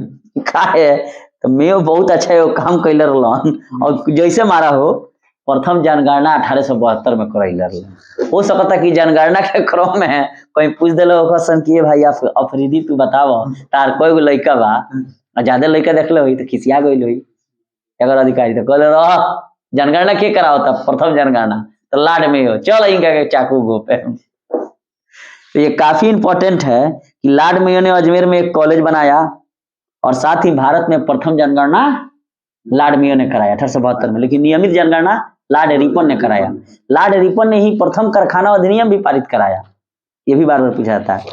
अब आइए लो लॉर्ड नॉर्थब्रुक में 1872 से 1876, और इसने लॉर्ड नॉर्थब्रुक ने एक बहुत अच्छी बात कही थी कि मेरा उद्देश्य टैक्स को हटाना है तथा बिना मतलब का जो कानून है या कानून के द्वारा बिना मतलब की जो कार्रवाइयां हो रही हैं उसको भी खत्म करना है। नॉर्थब्रुक कहीं कहीं लगता है ये अच्छा आदमी है क्या। और पंजाब का प्रसिद्ध कुका आंदोलन, बार बार पूछा था, कुका आंदोलन पंजाब नॉर्थब्रुक इसी के शासनकाल में, तो कहीं ना कहीं अच्छा आदमी है क्या। कह रहा है मेरा उद्देश्य क्या करना है, टैक्स को हटा देना है और साथ ही जो बिना मतलब की कार्रवाई हो रही है अंग्रेजी नियम के अनुसार उसको भी खत्म करना। ठीक है, अब आते हैं लॉर्ड लिटन के समय में। सबसे खचड़ा यही था। लॉर्ड लिटन 1876 से 1880 ये उपन्यासकार था, निबंध लेखक था और साहित्यकार भी था, और साहित्यिक विधा में इसको ओवेन मेरिडिथ का नाम से जाना जाता है। तो जब भी ये प्रश्न पूछेगा कि ओवेन मेरिडिथ कौन, माने की उपाधि किसको मिली थी, तो लॉर्ड लिटन को। ये इतना चोट्टा था कि इसने क्या किया कि महारानी को बुलाया कैसरे हिंद की उपाधि देने के लिए, और 1877 में लिटन जो है महारानी को बुलाया 1877 में, ठीक है, और महारानी विक्टोरिया को कैसरे हिंद की उपाधि से सम्मानित करने के लिए इसने दिल्ली दरबार का आयोजन किया। ठीक है, तो जब भी ये प्रश्न पूछेगा कि कैसरे हिंद की उपाधि किसे दी गई थी, तो महारानी विक्टोरिया को कब दी गई, 1877 में। कौन बुलाया था, लॉर्ड लिटन। इसने एक बड़ी चौटाई वाला काम किया कि इसने क्या किया कि वर्नाकुलर प्रेस एक्ट को पारित कर दिया। ठीक है, कहने का मतलब है जो समाचार जो चल रहा था, तो पहला समाचार पत्र कौन था, बंगाल गजट, और निकाला कौन था, जेम्स ऑगस्टस हिक्की। कब निकाला था, 1780 के आसपास। और कौन गवर्नर था, वारेन हेस्टिंग्स। तो कहने का मतलब जो भारतीय एक अखबार था जिसका नाम था सोम प्रकाश, और वो निकाला जाता था ईश्वर चंद्र विद्यासागर के द्वारा। किसके द्वारा, विद्यासागर के द्वारा। वही ईश्वर चंद्र विद्यासागर जिन्होंने लॉर्ड कैनिंग के समय में विधवा पुनर्विवाह का सपोर्ट भी किया और विवाह भी कराया। तो वो क्या था ना, ईश्वर चंद्र विद्यासागर का सोम प्रकाश, ये काफी राष्ट्रवादी बातें लिखता था कि अंग्रेज ऐसे कर रहे हैं वैसे कर रहे हैं, हम लोगों को लड़ना चाहिए चाहे जो हो। तो उसी पर प्रतिबंध लगाने के लिए इसने वर्नाकुलर प्रेस एक्ट निकाला, कानून निकाला 1878 में। और इस एक्ट में इतना खराब बात था कि अगर अखबार में किसी भी प्रकार का कोई अगर गलती चीज छाप दिया गया, गलती का जांच कौन करेगा, अंग्रेज। तो बस पूरा मशीन वशीन सारा संपत्ति लेके तू ये बड़ा छपल हो, पता चलल कि बियान भइला साला में कुछ भइले नहीं के सब गायब बा, तो उसकी प्रिंटिंग प्रेस सहित सारी संपत्ति भी जब्त कर ली जाएगी। और पाइनियर अखबार ने वर्नाकुलर प्रेस एक्ट 1878 का समर्थन किया था। अब जरा सा हम लोग देख लें कि ये पाइनियर कौन निकालते थे। पाइनियर समाचार पत्र, क्या देख लेना ठीक रहेगा कि नहीं। हमको लगता है कहीं पाइनियर का नाम नहीं देगा, इसलिए वो अंग्रेजी अखबार होगा। अच्छा एक चीज जानते हैं लोग, एबीपी का नाम सुने हैं लोग, हाँ चैनल का, उसका जानते हैं लोग क्या नाम है, अमृत बाजार पत्रिका। एबीपी जो न्यूज चैनल है ना, वो अमृत बाजार पत्रिका अखबार था। अमृत बाजार पत्रिका शिशिर कुमार घोष द्वारा कलकत्ता से बांग्ला समाचार पत्र था 1868 में, और बांग्ला समाचार पत्र के रूप में शुरू हुआ। लेकिन अमृत बाजार पत्रिका वर्नाकुलर प्रेस एक्ट से बचने के लिए 1878 से अंग्रेजी में छपने लगा। तो ये भी बार बार प्रश्न पूछा जाता है कि किसकी राष्ट्रवादी भावनाओं को रोकने के लिए वर्नाकुलर प्रेस एक्ट 1878 में लॉर्ड लिटन लाया, सोम प्रकाश को। और सोम प्रकाश कौन निकालते थे, ईश्वर चंद्र विद्यासागर एवं उनके भाई द्वारकानाथ विद्याभूषण भी। तो कहीं कहीं ईश्वर चंद्र विद्यासागर नहीं रहेगा तो द्वारकानाथ विद्याभूषण मारिएगा लोग। और ये कलकत्ता से छपता था 1858 से, वही ना 1858 में ईश्वर चंद्र विद्यासागर विधवा पुनर्विवाह में कैनिंग का सहयोग किए। तो प्रथम बांग्ला समाचार पत्र जो राजनीति से जुड़ा वह सोम प्रकाश ही था, द्वारकानाथ विद्याभूषण। ठीक है, और ये क्या किया, अमृत बाजार पत्रिका एबीपी, पहले नाम अगर नहीं बदला रहता अपना नाम अंग्रेजी में नहीं छापता तो उसका आज नाम क्या रहता, अमृत बाजार पत्रिका ना रहता, लेकिन क्या नाम रख लिया, एबीपी। और ये जो है अंग्रेजी में छपने लगा। क्लियर हो गया। अब देखिए, और इसी के समय में 1878 में भारतीय शस्त्र अधिनियम जो है पारित हुआ, यानी कि जिसके तहत शस्त्र रखने और व्यापार करने के लिए लाइसेंस बना दिया गया। तो जब भी ये प्रश्न पूछेगा कि शस्त्रों के लिए लाइसेंस कब अनिवार्य किया गया, 78 में लॉर्ड लिटन के काल में। इसने सिविल सेवा परीक्षा की प्रवेश की अधिकतम आयु को 21 वर्ष से घटाकर 19 वर्ष कर दी। अब बताइए, अब विद्रोह नहीं होगा, पूरा राष्ट्रवादी लोग उतर जाएगा। अब देखिए, लिटन ने अलीगढ़ में एक मुस्लिम एंग्लो प्राच्य महाविद्यालय की भी स्थापना कर दी, और यहीं का आगे चलकर क्या बना, अलीगढ़ मुस्लिम विश्वविद्यालय। भाई ये रिपन का अब आता है, रिपन जो बहुत अच्छा काम किया, और इसके अच्छा काम करने के कारण ही फ्लोरेंस नाइटिंगेल ने रिपन को भारत का उद्धारक कहा है। अब यहाँ से प्रश्न उठता है कि फ्लोरेंस नाइटिंगेल आखिर है कौन। प्रथम विश्व युद्ध में जितने लोग मैंने घायल फायल होते थे ना, तो ये खूब इलाज करती थी, उसका लालटेन लेके जाती थी, इसीलिए नाम है इसका फ्लोरेंस नाइटिंगेल। और इसी ने, तो जब ये प्रश्न पूछेगा कि निम्न में से लॉर्ड रिपन को किसने भारत का उद्धारक कहा, तो फ्लोरेंस नाइटिंगेल। कभी कभी ये भी पूछेगा कि फ्लोरेंस नाइटिंगेल ने किसे भारत का उद्धारक कहा, तो लॉर्ड रिपन को। लॉर्ड रिपन जो है, इसको आने के पीछे कारण था कि ग्लैडस्टोन उस समय प्रधानमंत्री था। कौन था? ग्लैडस्टोन। और उसी ने सुझाव दिया, तो रिपन ने क्या किया कि सबसे पहले समाचार पत्र का स्वतंत्रता बहाल कर दिया, और रिपन ने 1882 में वर्नाकुलर प्रेस एक्ट को समाप्त कर दिया, और भारतीय भाषा में भी छपने वाले अखबारों को वही अधिकार दिया जो अंग्रेजी में छपते थे। और इसने क्या किया कि सिविल सेवा में प्रवेश की आयु को 19 वर्ष से बढ़ाकर पुनः 21 कर दिया। स्थानीय स्वशासन का जनक या स्थानीय स्वशासन की शुरुआत लॉर्ड रिपन ने की, इसलिए भारत में स्थानीय स्वशासन के जनक किसको कहा जाता है? लॉर्ड रिपन को। ठीक है। और लॉर्ड रिपन के ही शासन काल में सर्वप्रथम नियमित जनगणना कराई गई 10 साल पर, जो आज तक चल रहा है। और देखिए यहाँ एक प्रश्न लिखा हुआ है कि 1881 में जो नियमित रूप से जनगणना की गई, उसमें हैदराबाद के निजाम के क्षेत्र को एवं राजपूताने के एरिया को नहीं जोड़ा गया था। यानी कि भारत में पहली बार जनगणना 1872 में लॉर्ड मेयो के काल में हुई, जिसको चाकू मार दिया अफरीदी, कहाँ मारा? पोर्ट ब्लेयर में, अंडमान निकोबार। तो उसी के समय 1872 में हुई थी, और इसमें भारत के संपूर्ण भागों का प्रतिनिधित्व नहीं हुआ था, मात्र 20% भाग छूट गया था। ठीक है।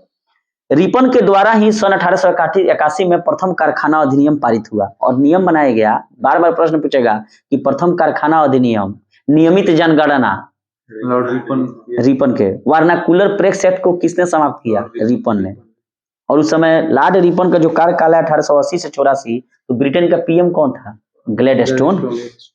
तो कारखाना अधिनियम जो 1881 में पारित हुआ, लॉर्ड रिपन के काल में प्रथम कारखाना अधिनियम। तो कहा गया कि 7 वर्ष से कम के बच्चे काम नहीं करेंगे, लेकिन चाय, चकानी, चाय, कॉफी और नील की खेती जो होगी उसमें जो है लागू नहीं होगा। ठीक है। और 7 से 12 वर्ष के श्रमिकों के लिए 9 से घंटे का कार्य अवधि तय किया गया। रिपन ने विलियम हंटर की अध्यक्षता में एक शैक्षणिक आयोग का गठन की। ठीक है। एक काम यहाँ पर हुआ कि इल्बर्ट बिल विवाद हो गया। तो जब भी पूछेगा कि इल्बर्ट बिल विवाद के कारण कौन त्याग पत्र दे दिया? रिपन। हुआ यह था कि ये कहा कि जैसे भारतीय भाषा में जो प्रेस छप रहे हैं उसको भी वही आजादी मिलेगा जो अंग्रेजी में छप रहे हैं, और भारतीय न्यायाधीश भी अंग्रेजों के मुकदमा सुनेंगे। तो अंग्रेजों कलश ना ये कहाँ हुई, और इतना ना विरोध भइल की कलश की ठीक बात, जा लोग त्याग पत्र दे देते हैं। इन्हीं सब कारणों के कारण फ्लोरेंस नाइटिंगेल ने लॉर्ड रिपन को भारत का उद्धारक कहा। तो लॉर्ड रिपन से 3-4 बार बहुत प्रश्न पूछा जाता है। एक तो कि पंचायती राज का जनक, मैंने मान लीजिए भारत में स्थानीय स्वशासन का, नियमित जनगणना, इल्बर्ट बिल विवाद और प्रथम कारखाना अधिनियम। ठीक है। अब आइए लॉर्ड डफरिन। डफली बजाइए चूंकि भारतीय राष्ट्रीय कांग्रेस आ जाई। तो लॉर्ड डफरिन ही है 1884 से 88 में अंतिम रूप से बर्मा को मिला लिया गया भारत में। यानी कि बर्मा जो म्यांमार है वो किसका अंग है? भारत का। और अखंड भारत बनेगा एक दिन। तो अंग्रेज में मिला लिया। ठीक है। और इसके समय की, लॉर्ड डफरिन के समय की सबसे महत्वपूर्ण घटना क्या है? 1885 में, 28 दिसंबर 1885 में एक असैनिक अंग्रेज अधिकारी एओ ह्यूम के द्वारा भारतीय राष्ट्रीय कांग्रेस की स्थापना की गई थी। और यहीं से कहानी बदल जाएगा। और कहानी बदलेगा क्या? गांधी जी जब आएंगे तब बदलेगा 15 में। अब आइए लॉर्ड लैंसडाउन। भारत अफगानिस्तान डूरंड रेखा, भारत अफगानिस्तान के बीच अब हो गया है पाकिस्तान, अब हो गया है पाकिस्तान अफगानिस्तान, मैंने ले लीजिएगा तब आप भारत अफगानिस्तान। हाँ। दूसरा कारखाना अधिनियम जो है लैंसडाउन में आया, और इसी के समय में रविवार के छुट्टी की व्यवस्था की गई। अगर ये प्रश्न पूछेगा कि रविवार का छुट्टी कब, किसके समय में लागू कर दिया गया, तो क्या मारिएगा लोग?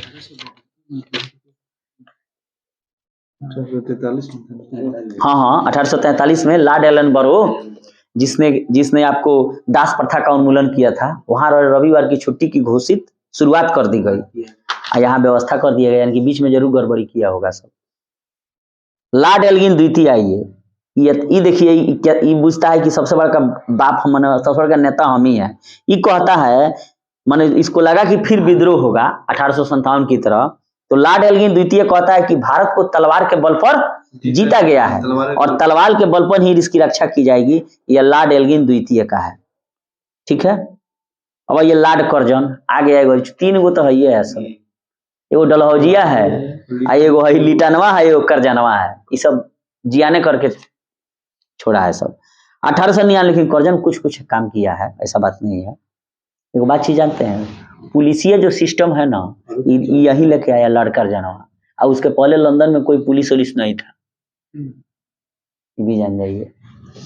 1899 में कर्जन ने भारतीय टंकक एवं पत्र मुद्रा अधिनियम को पारित कराकर अंग्रेजी जो पैसा था अंग्रेजों का, उसको यहाँ पर भारत में कानूनी रूप से घोषित कर दिया, ठीक है। और कौन वहां कह दिया था कि जा लोगे अंग्रेजी पैसा चलाइए लोगे, जहांगीरवा कहल रहे इंग्लिश खान से।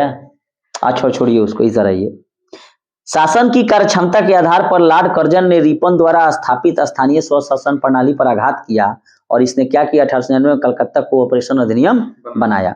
यहाँ कुछ इंपॉर्टेंट चीज इसने किया है लॉर्ड कर्जन ने, कि सिंचाई आयोग बनाया और उसका अध्यक्ष मानक्रीफ को, उसी तरह पुलिस आयोग बनाया एंड्रू फ्रेजर की अध्यक्षता में। बार बार प्रश्न पूछा जाता है। विश्वविद्यालय अधिनियम रैले, इसी टेट के लिए इंपॉर्टेंट है रैले वाला, कि विश्वविद्यालय अधिनियम किसके, विश्वविद्यालय आयोग किसके समय बना, रैले अध्यक्षता में लॉर्ड कर्जन के शासनकाल। पुलिस आयोग बनाया एंड्रू फ्रेजर की अध्यक्षता में, सिंचाई आयोग मानक्रीफ, और रेलवे आयोग रॉबर्टसन, तो र से रेलवे और रॉबर्टसन। अच्छा, भारतीय विश्वविद्यालय अधिनियम 1904 में पारित हुआ, बहुत पूछा जाता है प्रश्न यह, ठीक है। अच्छा, प्राचीन स्मारक अधिनियम अर्थात भारतीय पुरातत्व विभाग की स्थापना लॉर्ड कर्जन के द्वारा ही की गई। सहकारी उधार अधिनियम भी यही का व्यवस्था किया गया। पहली बार प्रत्येक प्रांत एवं केंद्र स्तर पर एक निदेशक के अधीन एक गुप्तचर विभाग की भी स्थापना इसी समय की गई। देखिए, किचनर परीक्षा होता था एगो, किचनर सैनिक में, और उसी किचनर परीक्षा में इसको विवाद हो गया और भारत सचिव ने किचनर का ही साथ दिया। किचनर उस समय सेनापति था, अंग्रेज कमांडर, इसी कारण यह त्याग पत्र दे दिया, ठीक है। और लॉर्ड कर्जन का एक सबसे बड़ा चौटाई वाला काम था बंगाल का विभाजन। तो बंगाल विभाजन के निर्णय की घोषणा कब की गई, तो 19 जुलाई 1905 को, लेकिन लागू हुआ 16 अक्टूबर को 5 को, और उसमें पूर्वी बंगाल और पश्चिम बंगाल बांट दिया गया। पश्चिम बंगाल जो अभी है सो देखिए रहे हैं, और पूर्वी बंगाल में ढाका और असम ओसम था, और ब्रूमफील्ड जो था उसको पश्चिम बंगाल का लेफ्टिनेंट गवर्नर बनाया गया, और एंड्रू फ्रेजर को पूर्वी भाग का बनाया गया। देखिए, फुलर जो था ना, ये विरोध किया, पहले फुलरे था उधर का और इधर का, तो ये फुलर जो है ना विरोध किया, ये कहा बांट रहे हैं। अब जो हो, माने हिंदुस्तानियों से प्रेम हो, अच्छा बड़का एरिया रही तो ज्यादा कमाए, अधिकार क्षेत्र कम ना। देखिए, राजनीतिक दृष्टि से बढ़िया देख रहे हैं, लेकिन फुलर ने भारतीयों के साथ विद्रोह किया था कि ना, ये गलती काम हो रहा है, लेकिन ये क्या किया, ये प्रशासनिक हवाला दिया, लेकिन इसको क्या था, बांटो और राज करो। अब आते हैं लोग मिंटो द्वितीय। मिंटो द्वितीय के कार्यकाल है 1905 से लेकर 1910, और इसी के समय में मुस्लिम लीग की स्थापना ढाका में आगा खां एवं सलीमुल्लाह खां के द्वारा कर दी गई, ठीक है। 1907 में कांग्रेस का सूरत फुट हुआ, ठीक है। और उसके बाद 1907 में बार बार यह प्रश्न पूछा जाता है कि एक रूसी प्रतिनिधि मंडल भी बैठक हुआ, कहाँ हुआ, अफगानिस्तान एरिया में हुआ था, ठीक है। और यहाँ पर बाल गंगाधर तिलक को जो है राजद्रोह के आरोप लगाकर 1908 में 6 वर्ष की सजा हुई, और गवर्नर जनरल की काउंसिल के सदस्य के रूप में एसपी सिन्हा यानी कि सत्येंद्र प्रसाद सिन्हा की यहाँ पर नियुक्ति कर दी गई, और मुसलमानों के लिए अलग निर्वाचक मंडल मार्ले मिंटो सुधार अधिनियम 1909 मिंटो द्वितीय के शासनकाल में ही पारित हुआ। तो यहाँ से एक बार इसको दोहरा लिया जाए, चूंकि काफी मिंटो द्वितीय इंपॉर्टेंट है कि 1906 में ढाका में आगा खां सलीमुल्लाह खां के नेतृत्व में मुस्लिम लीग की स्थापना हुई। ठीक उसके एक वर्ष बाद 1907 में सूरत फूट हो गया, रास बिहारी बोस थे। ठीक है, अध्यक्षता सूरत कहाँ है? गुजरात में। किस नदी के किनारे है? ताप्ती नदी के। ठीक है, और 1907 में जो है एक रूसी प्रतिनिधि मंडल आया और अंग्रेजों उसके बीच बैठक हुआ। ठीक है, तिलक को 1908 में जो है 6 वर्ष की बर्मा के मांडले जेल गए और वहीं पर गीता रहस्य पुस्तक लिख दिए। गवर्नर जनरल की काउंसिल के सदस्य के रूप में सत्येंद्र प्रसाद सिन्हा को नियुक्त कर दिया गया, बिहारी थे। और मुसलमानों के लिए अलग निर्वाचक मंडल मार्ले मिंटो सुधार 1909 किया गया। ठीक है, इसमें मार्ले कौन था? भारत सचिव था और मिंटो द्वितीय गवर्नर जनरल था। जिस तरह मॉन्टेग्यू चेम्सफोर्ड आएगा 1917 में, तो मॉन्टेग्यू कौन हो जाएगा? भारत सचिव, और चेम्सफोर्ड गवर्नर जनरल। और यहीं पर यह कहा था कि आप पृथक निर्वाचन जो दे रहे हैं, ये मिंटो द्वितीय बोला था मार्ले से, ये जानते हैं क्या कह रहे हैं? सांप के मुंह में दांत घुसा रहे हैं। मतलब सांप का अगर दांत टूटा है ना तो दांत घुसा रहे हैं, वो एक दिन किसी न किसी को डसेगा, जिसका नतीजा हुआ कि भारत पाकिस्तान बंटवारा हो गया। एक चीज वो लड़का कमेंट किए थे कि सबसे पहले पाकिस्तान की मांग किसने की, तो सबसे पहले 1930 में पाकिस्तान की मांग मोहम्मद इकबाल ने की थी। उसके बाद 1933 में पाकिस्तान शब्द का प्रयोग चौधरी रहमत अली, जो कैम्ब्रिज विश्वविद्यालय में लंदन में पढ़ रहा था, उसने की। और मुस्लिम लीग द्वारा पाकिस्तान की मांग सबसे पहले 1940 में की थी। कल क्लियर हो गया? अब आइए लो नेक्स्ट में लॉर्ड हार्डिंग द्वितीय, यही हाथी पर सवार था कि बाल मुकुंद वाजपेयी और रास बिहारी बोस मिलकर बम मार दिए, लेकिन बच गया। तो लॉर्ड हार्डिंग द्वितीय का कार्यकाल है 1910 से 16, और इसी के शासनकाल में द्वितीय विश्व युद्ध प्रारंभ हो जाता है और गांधी जी भी भारत आ जाते हैं। और दिल्ली जो है बंगाल से कहाँ चल जाता है? राजधानी बंगाल से दिल्ली चल जाता है। तो इसी के समय में लॉर्ड हार्डिंग द्वितीय 1910 से 1916 के बीच में ब्रिटेन के राजा जॉर्ज पंचम भारत आए और 12 दिसंबर 1911 को दिल्ली में एक भव्य दरबार हुआ और यहाँ पर पश्चिम बंगाल के विभाजन को रद्द कर दिया गया, बंगाल को मिला दिया गया और यहाँ राजधानी को जो है कलकत्ता से दिल्ली स्थानांतरित कर दी गई और 1912 में ही दिल्ली को भारत की राजधानी बना दी गई। हालांकि बिहार को भी बंगाल से अलग कर दिया गया और उस समय बिहार में ही उड़ीसा शामिल था।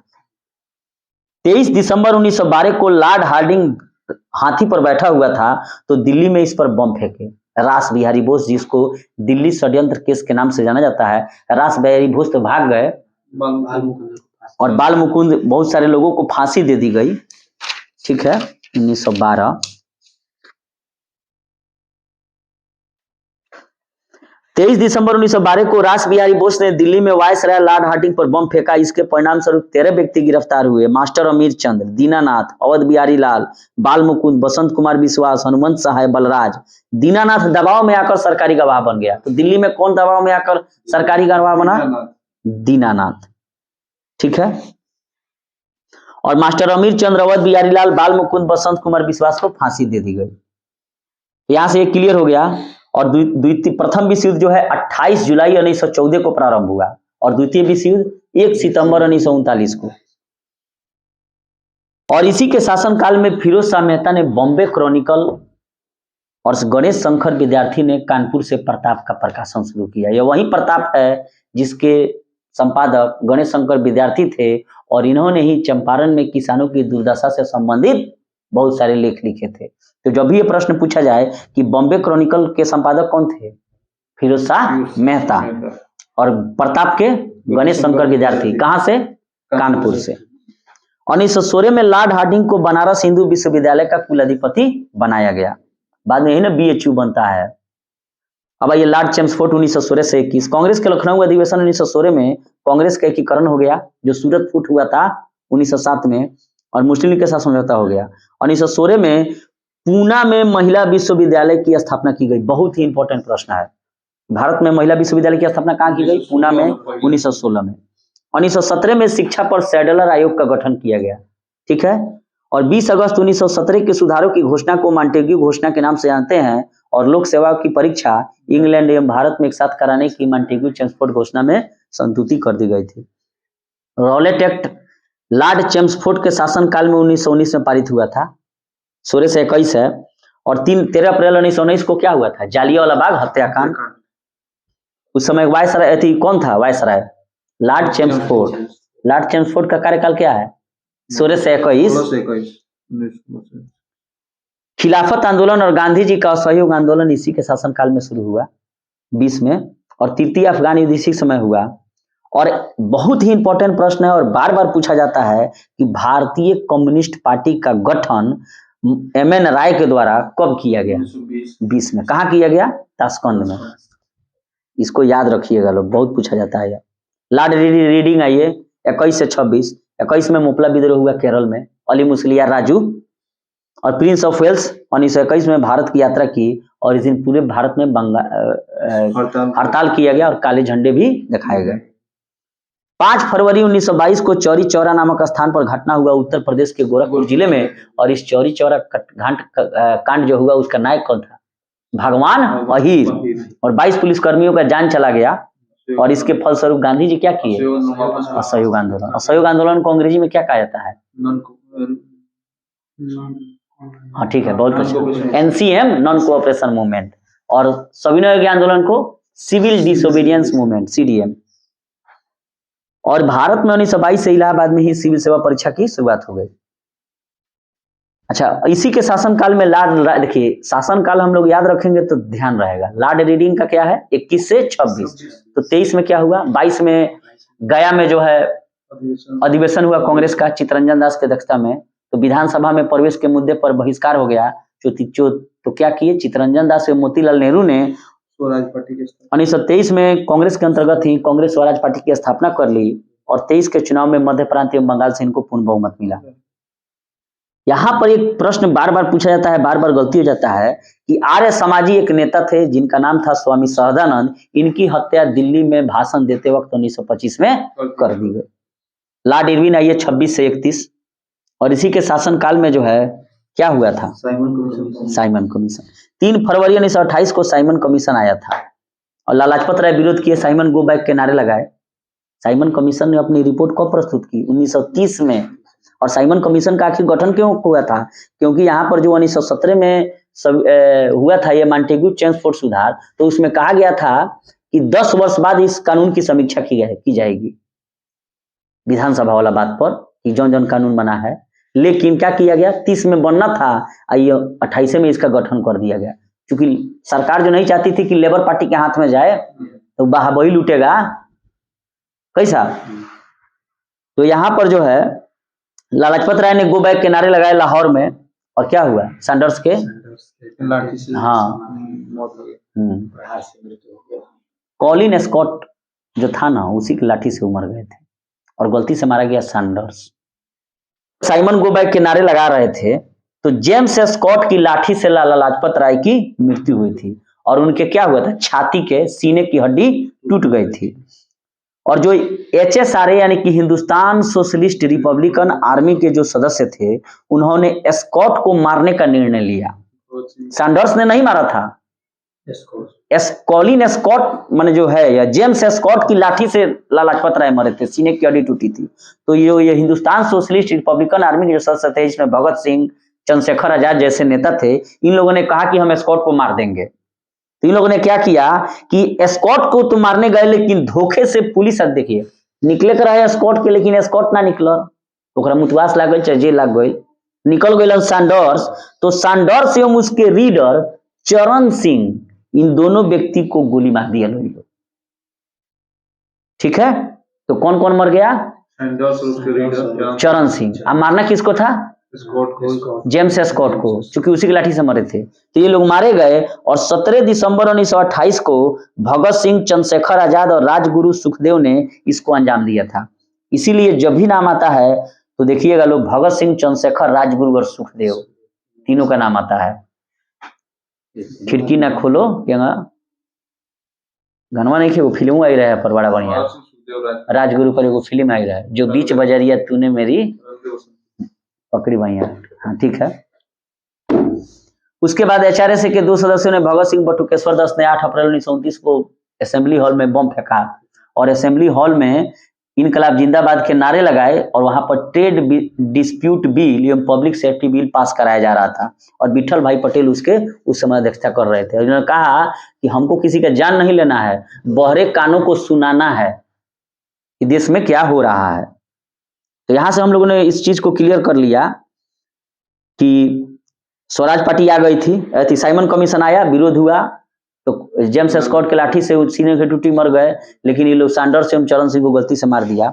1929 में बम फेंका। यहीं पर एक और काम हुआ था जो इतिहास में काफी इंपॉर्टेंट है। हालांकि अगर देखा जाए तो क्रांतिकारियों के नामों से संबंधित प्रश्न किसी भी एग्जाम में अब नहीं आ रहा है, लेकिन आना चाहिए, नहीं आ रहा है। पहले पूछा जाता था, अब नहीं आ रहा है, कुछ साल से देखा जा रहा है कि लाहौर जेल में जतिन दास ने 63 दिन का उपवास कर दिया। अंग्रेज कैदी एवं भारतीय कैदियों के बीच दुर्व्यवहार किया जा रहा था। माने अंग्रेज कैदियों को ज्यादा सुविधा और भारतीय कैदियों को कम सुविधा दिया जा रहा था। इसलिए जतिन दास ने 63 दिन भूख हड़ताल किया और 64वें दिन उनकी मृत्यु हो गई। तो बार बार यह प्रश्न पूछा जाएगा कि भूख हड़ताल के कारण कौन सा क्रांतिकारी ने अपनी जान गंवा दी?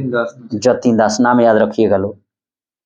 उसके बाद आते हैं कि लॉर्ड इरविन का कार्यकाल 26 से 31 है और इन्हीं के शासनकाल में 1929 में कांग्रेस के लाहौर अधिवेशन में पूर्ण स्वराज का लक्ष्य घोषित किया गया और तब से जो है 26 जनवरी 1930 को स्वतंत्रता दिवस मनाने का निर्णय गया। बीपीएससी में एक प्रश्न इससे पूछा भी था कि झंडा कौन फहराया था रावी नदी के किनारे? जवाहरलाल नेहरू। और इसकी अध्यक्षता किसने की थी? जवाहरलाल नेहरू ने। उसके बाद ये सविनय अवज्ञा आंदोलन के दौरान महात्मा गांधी को 5 मई 1930 को गिरफ्तार कर लिया गया। लॉर्ड इरविन ने गिरफ्तार किया लेकिन बाद में रिहा कर दिया और प्रथम गोलमेज सम्मेलन में लॉर्ड इरविन के काम में हुआ, जबकि द्वितीय और तृतीय गोलमेज सम्मेलन वेलिंगटन के शासनकाल में हुआ। क्योंकि 31 से ले रह गया और प्रथम गोलमेज सम्मेलन 30, द्वितीय 31-32, द्वितीय तृतीय राउंड टेबल। कहने का मतलब है आइए लंदन में बैठिए, कैसे वहां पर शासन चलाइएगा। बड़का आंदोलन आप छेड़ दिए हैं, सविनय अवज्ञा आंदोलन, इसके बारे में बताइए कि सब विनय कर रहे हैं लेकिन आपका आगे हम नहीं मानेंगे, हमको आजादी चाहिए। तो ऐसी परिस्थिति में कि आइए वहां पर बैठिए और गोल टेबल पर, और रैमजे मैकडोनाल्ड था प्रधानमंत्री, और कहा के बैठिए कि कैसे शासन चलाइएगा। एगो आपके कांग्रेस के कोने से थोड़े दे देंगे, यहाँ पर कोई गो पार्टी है, कोई गो जात है, कोई गो बिरादर है, संभाल लीजिएगा।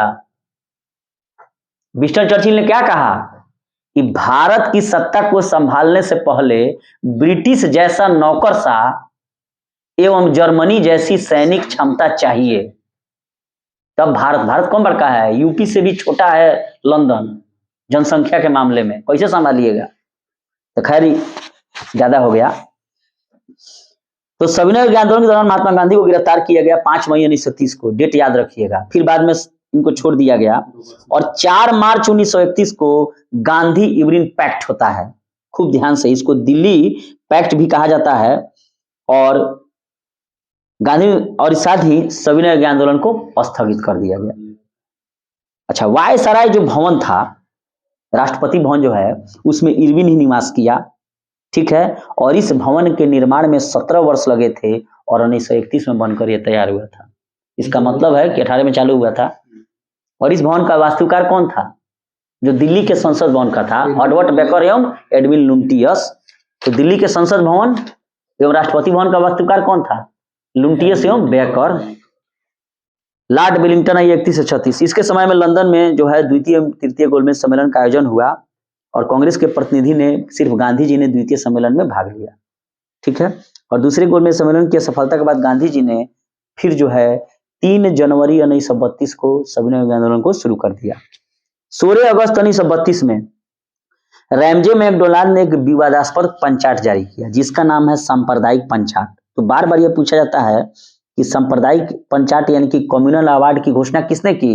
रैमजे मैकडोनाल्ड ने। कब की? 32 में। और इसने कहा कि दलित जो है हिंदू से अलग है और अलग प्रतिनिधित्व देंगे जैसे मुसलमानों को दे रहे हैं। इसी पर गांधी जी ने बहुत दुखी हुए और आमरण अनशन गांधी जी प्रारंभ कर दिए, भूख हड़ताल। तो फिर जो है पूना पैक्ट हुआ। कब हुआ पूना पैक्ट? 24 सितंबर 1932 को गांधी एवं बी आर अम्बेडकर के बीच पुणे के यरवादा जेल में पूना पैक्ट हो गया कि नहीं, सामान्य वर्ग के सीटों में से ही दलितों को दिया जाएगा, दलित अलग नहीं है, हमारे ही हैं, ठीक। ठीक है। और उसी समय बिहार में 1934 में भयंकर भूकंप आया और बिहार के भूकंप में गांधी जी ने जानते हैं क्या कहा था कि ये सवर्ण हिंदुओं का पाप है, कि जितने भी बड़का जाति के हिंदू हैं बिहार के, उसी का पाप है कि 1934 में बिहार में भूकंप आया है। भारत सरकार अधिनियम 1935 वेलिंगटन के शासनकाल में पारित हुआ। लॉर्ड वेलिंगटन ने कांग्रेस के बंबई अधिवेशन 1915 में हिस्सा लिया था। कब लिया था? 1915 में। और उस अधिवेशन की अध्यक्षता सत्येंद्र प्रसाद सिन्हा ने की थी। और यही सत्येंद्र प्रसाद सिन्हा हैं जिनको जो है गवर्नर जनरल की काउंसिल के सदस्य के रूप में भी नियुक्त किया गया था। तो जब भी ये प्रश्न पूछेगा कि देखिए लॉर्ड वेलिंगटन में पहले ही से घूमा था, हाँ तो भैया तो ट्रेनिंग पहले ही लेते हुई बीच में भेज दिले से जाके भारत घुमाइए। भारतीय राष्ट्रीय कांग्रेस के 1915 के बंबई अधिवेशन जेमे सत्येंद्र प्रसाद सिन्हा अध्यक्षता रहलन, आके में घूम गइल बा, हिस्सा लिया था। आई लो चुपके से सुने का प्लान बा। उसके बाद ये लॉर्ड लिथिगो 1936 से 43, इसके समय में पहली बार चुनाव कराए गए। तो जब भी ये प्रश्न पूछेगा कि पहली बार चुनाव किसके शासन, लॉर्ड लिथिगो 1936 से 43, खूब इस सनवा याद रखिएगा, लोग बहुत सारा प्रश्न क्लियर हो जाएगा। और कांग्रेस ने 11 में से 8 प्रांतों में जीता और प्रथम 6 प्रांतों में उसको स्पष्ट बहुमत मिली, जिसे बॉम्बे, मद्रास, बिहार, यूपी, एमपी, उड़ीसा। ठीक है। और 1 सितंबर 1947 को द्वितीय विश्व युद्ध प्रारंभ हुआ और ब्रिटिश सरकार ने बिना पूछे भारतीयों को युद्ध में शामिल कर दिया। और इससे जो है कांग्रेस ने विरोध किया और नारा दिया, न कोई भाई न कोई पाई, ना कोई भाई ना कोई पाई, ना भाई है ना तरह से पाई चाहिए। और यहाँ पर कांग्रेस ने क्या किया कि सभी प्रांतों से त्याग पत्र दे दिया और इसी कारण इसको मुक्ति दिवस के रूप में मुस्लिम लीग ने मनाया। लेकिन जब भी बिहार में ये प्रश्न पूछे कि बिहार के कांग्रेस पार्टी ने, बिहार सरकार ने क्यों त्याग पत्र दे दिया, तो उसका उत्तर होगा राजनीतिक बंदियों की रिहाई पर। खूब ध्यान से सुनिएगा लोग। जब कांग्रेस पार्टी ने त्याग पत्र दे दिया और वहां पर बिहार की चर्चा नहीं है, तो स्पष्ट कहना है कि बिना पूछे भारतीयों को द्वितीय विश्व युद्ध में शामिल कर लिया। लेकिन अगर ये प्रश्न पूछे कि बिहार की सरकार या बिहार की कांग्रेस पार्टी ने क्यों त्याग पत्र उस समय दिया था, तो क्या मारिएगा? राजनीतिक बंदियों की रिहाई के प्रश्न पर। ठीक है। अब यहां पर कह रहा है कि सुभाष चंद्र बोस ने फॉरवर्ड ब्लॉक नामक संस्था की स्थापना 1 सितंबर 1939 1 मई 1939 को की। काहे की हरिपुरा एवं त्रिपुरी में हरा दिए थे किनको? पट्टाभी सीतारामैया को। तो गांधी जी ले लिए कि हम ही हार गए, चूंकि उनके द्वारा प्रस्तावित व्यक्ति थे। तो कहे कि भाई जब इतना विरोध है हमरा से, सुभाष चंद्र बोस कहलन कि गांधी जी आज इतना हमको आपसे, अगर हमसे आपको ज्यादा दिक्कत है तो हम कांग्रेस छोड़ देते हैं। और क्या किए उन्होंने? फॉरवर्ड ब्लॉक नामक संस्था की स्थापना कर दी। फ्री इंजीनियरिंग लीजन नामक संस्था भी सुभाष चंद्र बोस के द्वारा ही बनाई गई थी आजादी के क्रम में। मार्च 1940 में लीग के लाहौर अधिवेशन में पहली बार पाकिस्तान की मांग की गई। देखिए, तो जब भी ये प्रश्न पूछेगा कि पाकिस्तान की मांग सर्वप्रथम किसने की? मोहम्मद इकबाल। पाकिस्तान शब्द का प्रयोग किसने किया? चौधरी रहमत अली, कैम्ब्रिज विश्वविद्यालय में पढ़ रहा था। और ये पूछेगा कि मुस्लिम लीग के द्वारा पाकिस्तान की पहली बार मांग कब की गई? तो 1940 में। ठीक है। देखिए, 3 प्रश्न पूछता है मुस्लिम लीग से, फंसता हमेशा। मुक्ति दिवस कब मनाया, उसके अलावा पाकिस्तान की मांग कब की, और प्रत्यक्ष कार्रवाई दिवस कब हुआ। मुस्लिम लीग ने मुक्ति दिवस कब मनाया? 1939 में। क्यों मनाया? क्योंकि कांग्रेस ने सभी प्रांतों से त्याग पत्र दे दिया था देश में। ठीक है। और त्याग पत्र कांग्रेस ने क्यों दिया था? क्योंकि बिना भारतीयों से पूछे शामिल कर लिया। मांग कब किया मुस्लिम लीग ने? 1940। तो वहां प्रश्न जरूर पूछेगा कि मुस्लिम लीग ने पाकिस्तान की मांग कब की? तो 40। ऐसे पूछेगा कि पाकिस्तान की मांग सबसे पहले किसने की? तो मोहम्मद इकबाल। अगर ऐसे पूछे कि पाकिस्तान शब्द का प्रयोग किसने किया? चौधरी रहमत अली। और प्रत्यक्ष कार्रवाई दिवस 1946, हम ना शामिल होखे मंत्री सरकार में, हमरा के दे द पाकिस्तान, और ना दे बताओ नोआखली में जहां जहां मुस्लिम बहु तलवार उठाई लोग के। यही ना हुआ। आज देखिए, सच्चाई से किसी को आप झुठला नहीं सकते हैं। का जो हुआ नहीं उस समय। ठीक है। अब यहाँ कह रहा है कि यहीं पर जो है अगस्त प्रस्ताव को अंग्रेजों द्वारा लाया गया। लॉलीपॉप द्वितीय विश्व युद्ध में शामिल हो जाइए, डोमिनियन स्टेट देंगे। तो अगस्त प्रस्ताव कौन लाया था? बार बार ये पूछा जाता है। अगस्त क्रांति, भारत छोड़ो आंदोलन, गांधी जी। अगस्त प्रस्ताव, लिथिगो प्रस्ताव है। इसी समय में 1942 में क्रिप्स मिशन आया। किसके शासनकाल में? Lord litho. और इसका कार्यकाल क्या है? 36 से 43। तो क्रिप्स मिशन में हमेशा फंस जाता है कि बेबल होगा कि लिथुओ होगा, लेकिन लिथुओ होगा क्योंकि 36 से 43 है। और कांग्रेस और मुस्लिम लीग ने दोनों इसको अस्वीकार कर दिया क्योंकि इसमें डोमिनियन स्टेट का बात था। और भारत में कांग्रेस की ओर से पंडित जवाहरलाल नेहरू एवं मौलाना आजाद क्रिप्स मिशन के साथ कांग्रेस के आधिकारिक वार्ताकार थे। 9 अगस्त 1942 को भारत छोड़ो आंदोलन प्रारंभ हो गया। पारित कब हुआ? 8 अगस्त को। और ऑपरेशन जीरो आवर के नाम से सबको कैद कर दिया गया। और भारत छोड़ो आंदोलन को अगस्त क्रांति कहा जाता है। लेकिन अगस्त प्रस्ताव किसने जारी किया? लॉर्ड लिथुओ।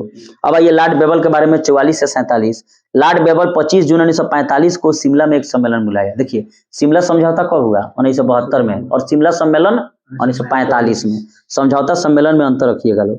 और इस सम्मेलन में कांग्रेस प्रतिनिधिमंडल का नेतृत्व अबुल कलाम आजाद ने किया। और गांधी जी ने सम्मेलन में भाग नहीं लिया, हालांकि वे शिमला में थे।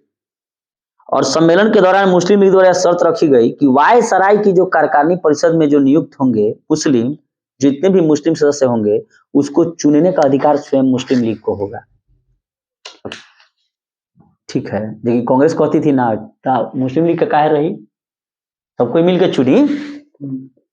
मुस्लिम लीग का यह अड़ियल रुख 14 जुलाई तक बना रहा। अतः बेबल 14 जुलाई 1945 को सम्मेलन को विफलता की घोषणा कर दी। 1945 में बनी क्लीमेंट एटली की अध्यक्षता वाली लेबर पार्टी की सरकार ने द्वारा की गई प्रथम कार्रवाई के अंतर्गत भारत में आम चुनाव कराना था। ठीक है।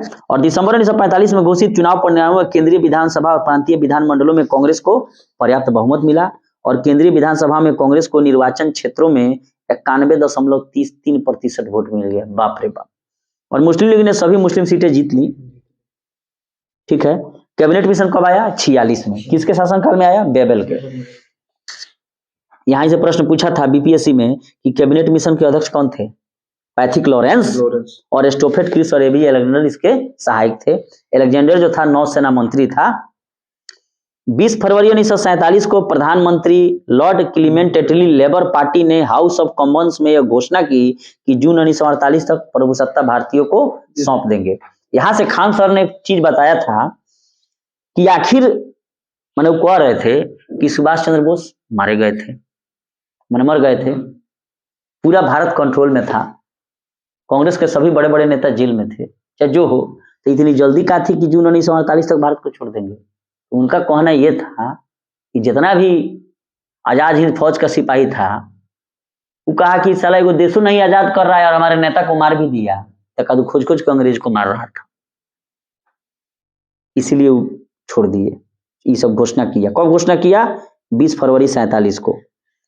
सत्ता हस्तांतरण के लिए कौन आया? Lord Mountbatten. इसका भी हत्या हुआ है, लॉर्ड माउंटबेटन का। हाँ, इसका भी हत्या हुआ है। और ये वहां के महारानी के खानदान का ही लड़का है, लॉर्ड माउंटबेटन। मार्च 1947 से जून 1948 तक सत्ता हस्तांतरण के लिए 24 मार्च 1947 को भारत का गवर्नर जनरल लॉर्ड माउंटबेटन बनाया गया। क्या बनाया गया? Governor general. और 3 जून 1947 को माउंटबेटन योजना घोषित हुई, जिसमें भारत विभाजन की बात था। ठीक है। 4 जुलाई 1947 को ब्रिटिश संसद में एटली द्वारा भारतीय स्वतंत्रता विधेयक प्रस्तुत किया गया। डेट याद रख लीजिएगा लोग। और 18 जुलाई को स्वीकृति मिल गई। और विधेयक के अनुसार भारत और पाकिस्तान तो स्वतंत्र राष्ट्र होंगे। 15 अगस्त 47 को भारत स्वतंत्र हुआ।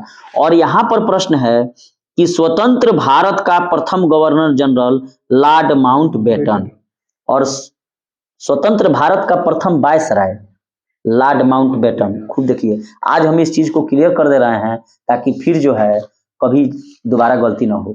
स्वतंत्र भारत का प्रथम गवर्नर जनरल लॉर्ड माउंटबेटन, स्वतंत्र भारत का प्रथम गवर्नर जनरल लॉर्ड माउंटबेटन, स्वतंत्र भारत का अंतिम वायसराय लॉर्ड माउंटबेटन। इसके अलावा अगर प्रश्न पूछा जाएगा कि स्वतंत्र भारत के प्रथम भारतीय गवर्नर जनरल राजगोपालाचारी, स्वतंत्र भारत के अंतिम गवर्नर जनरल राजगोपालाचारी। क्लियर हो गया?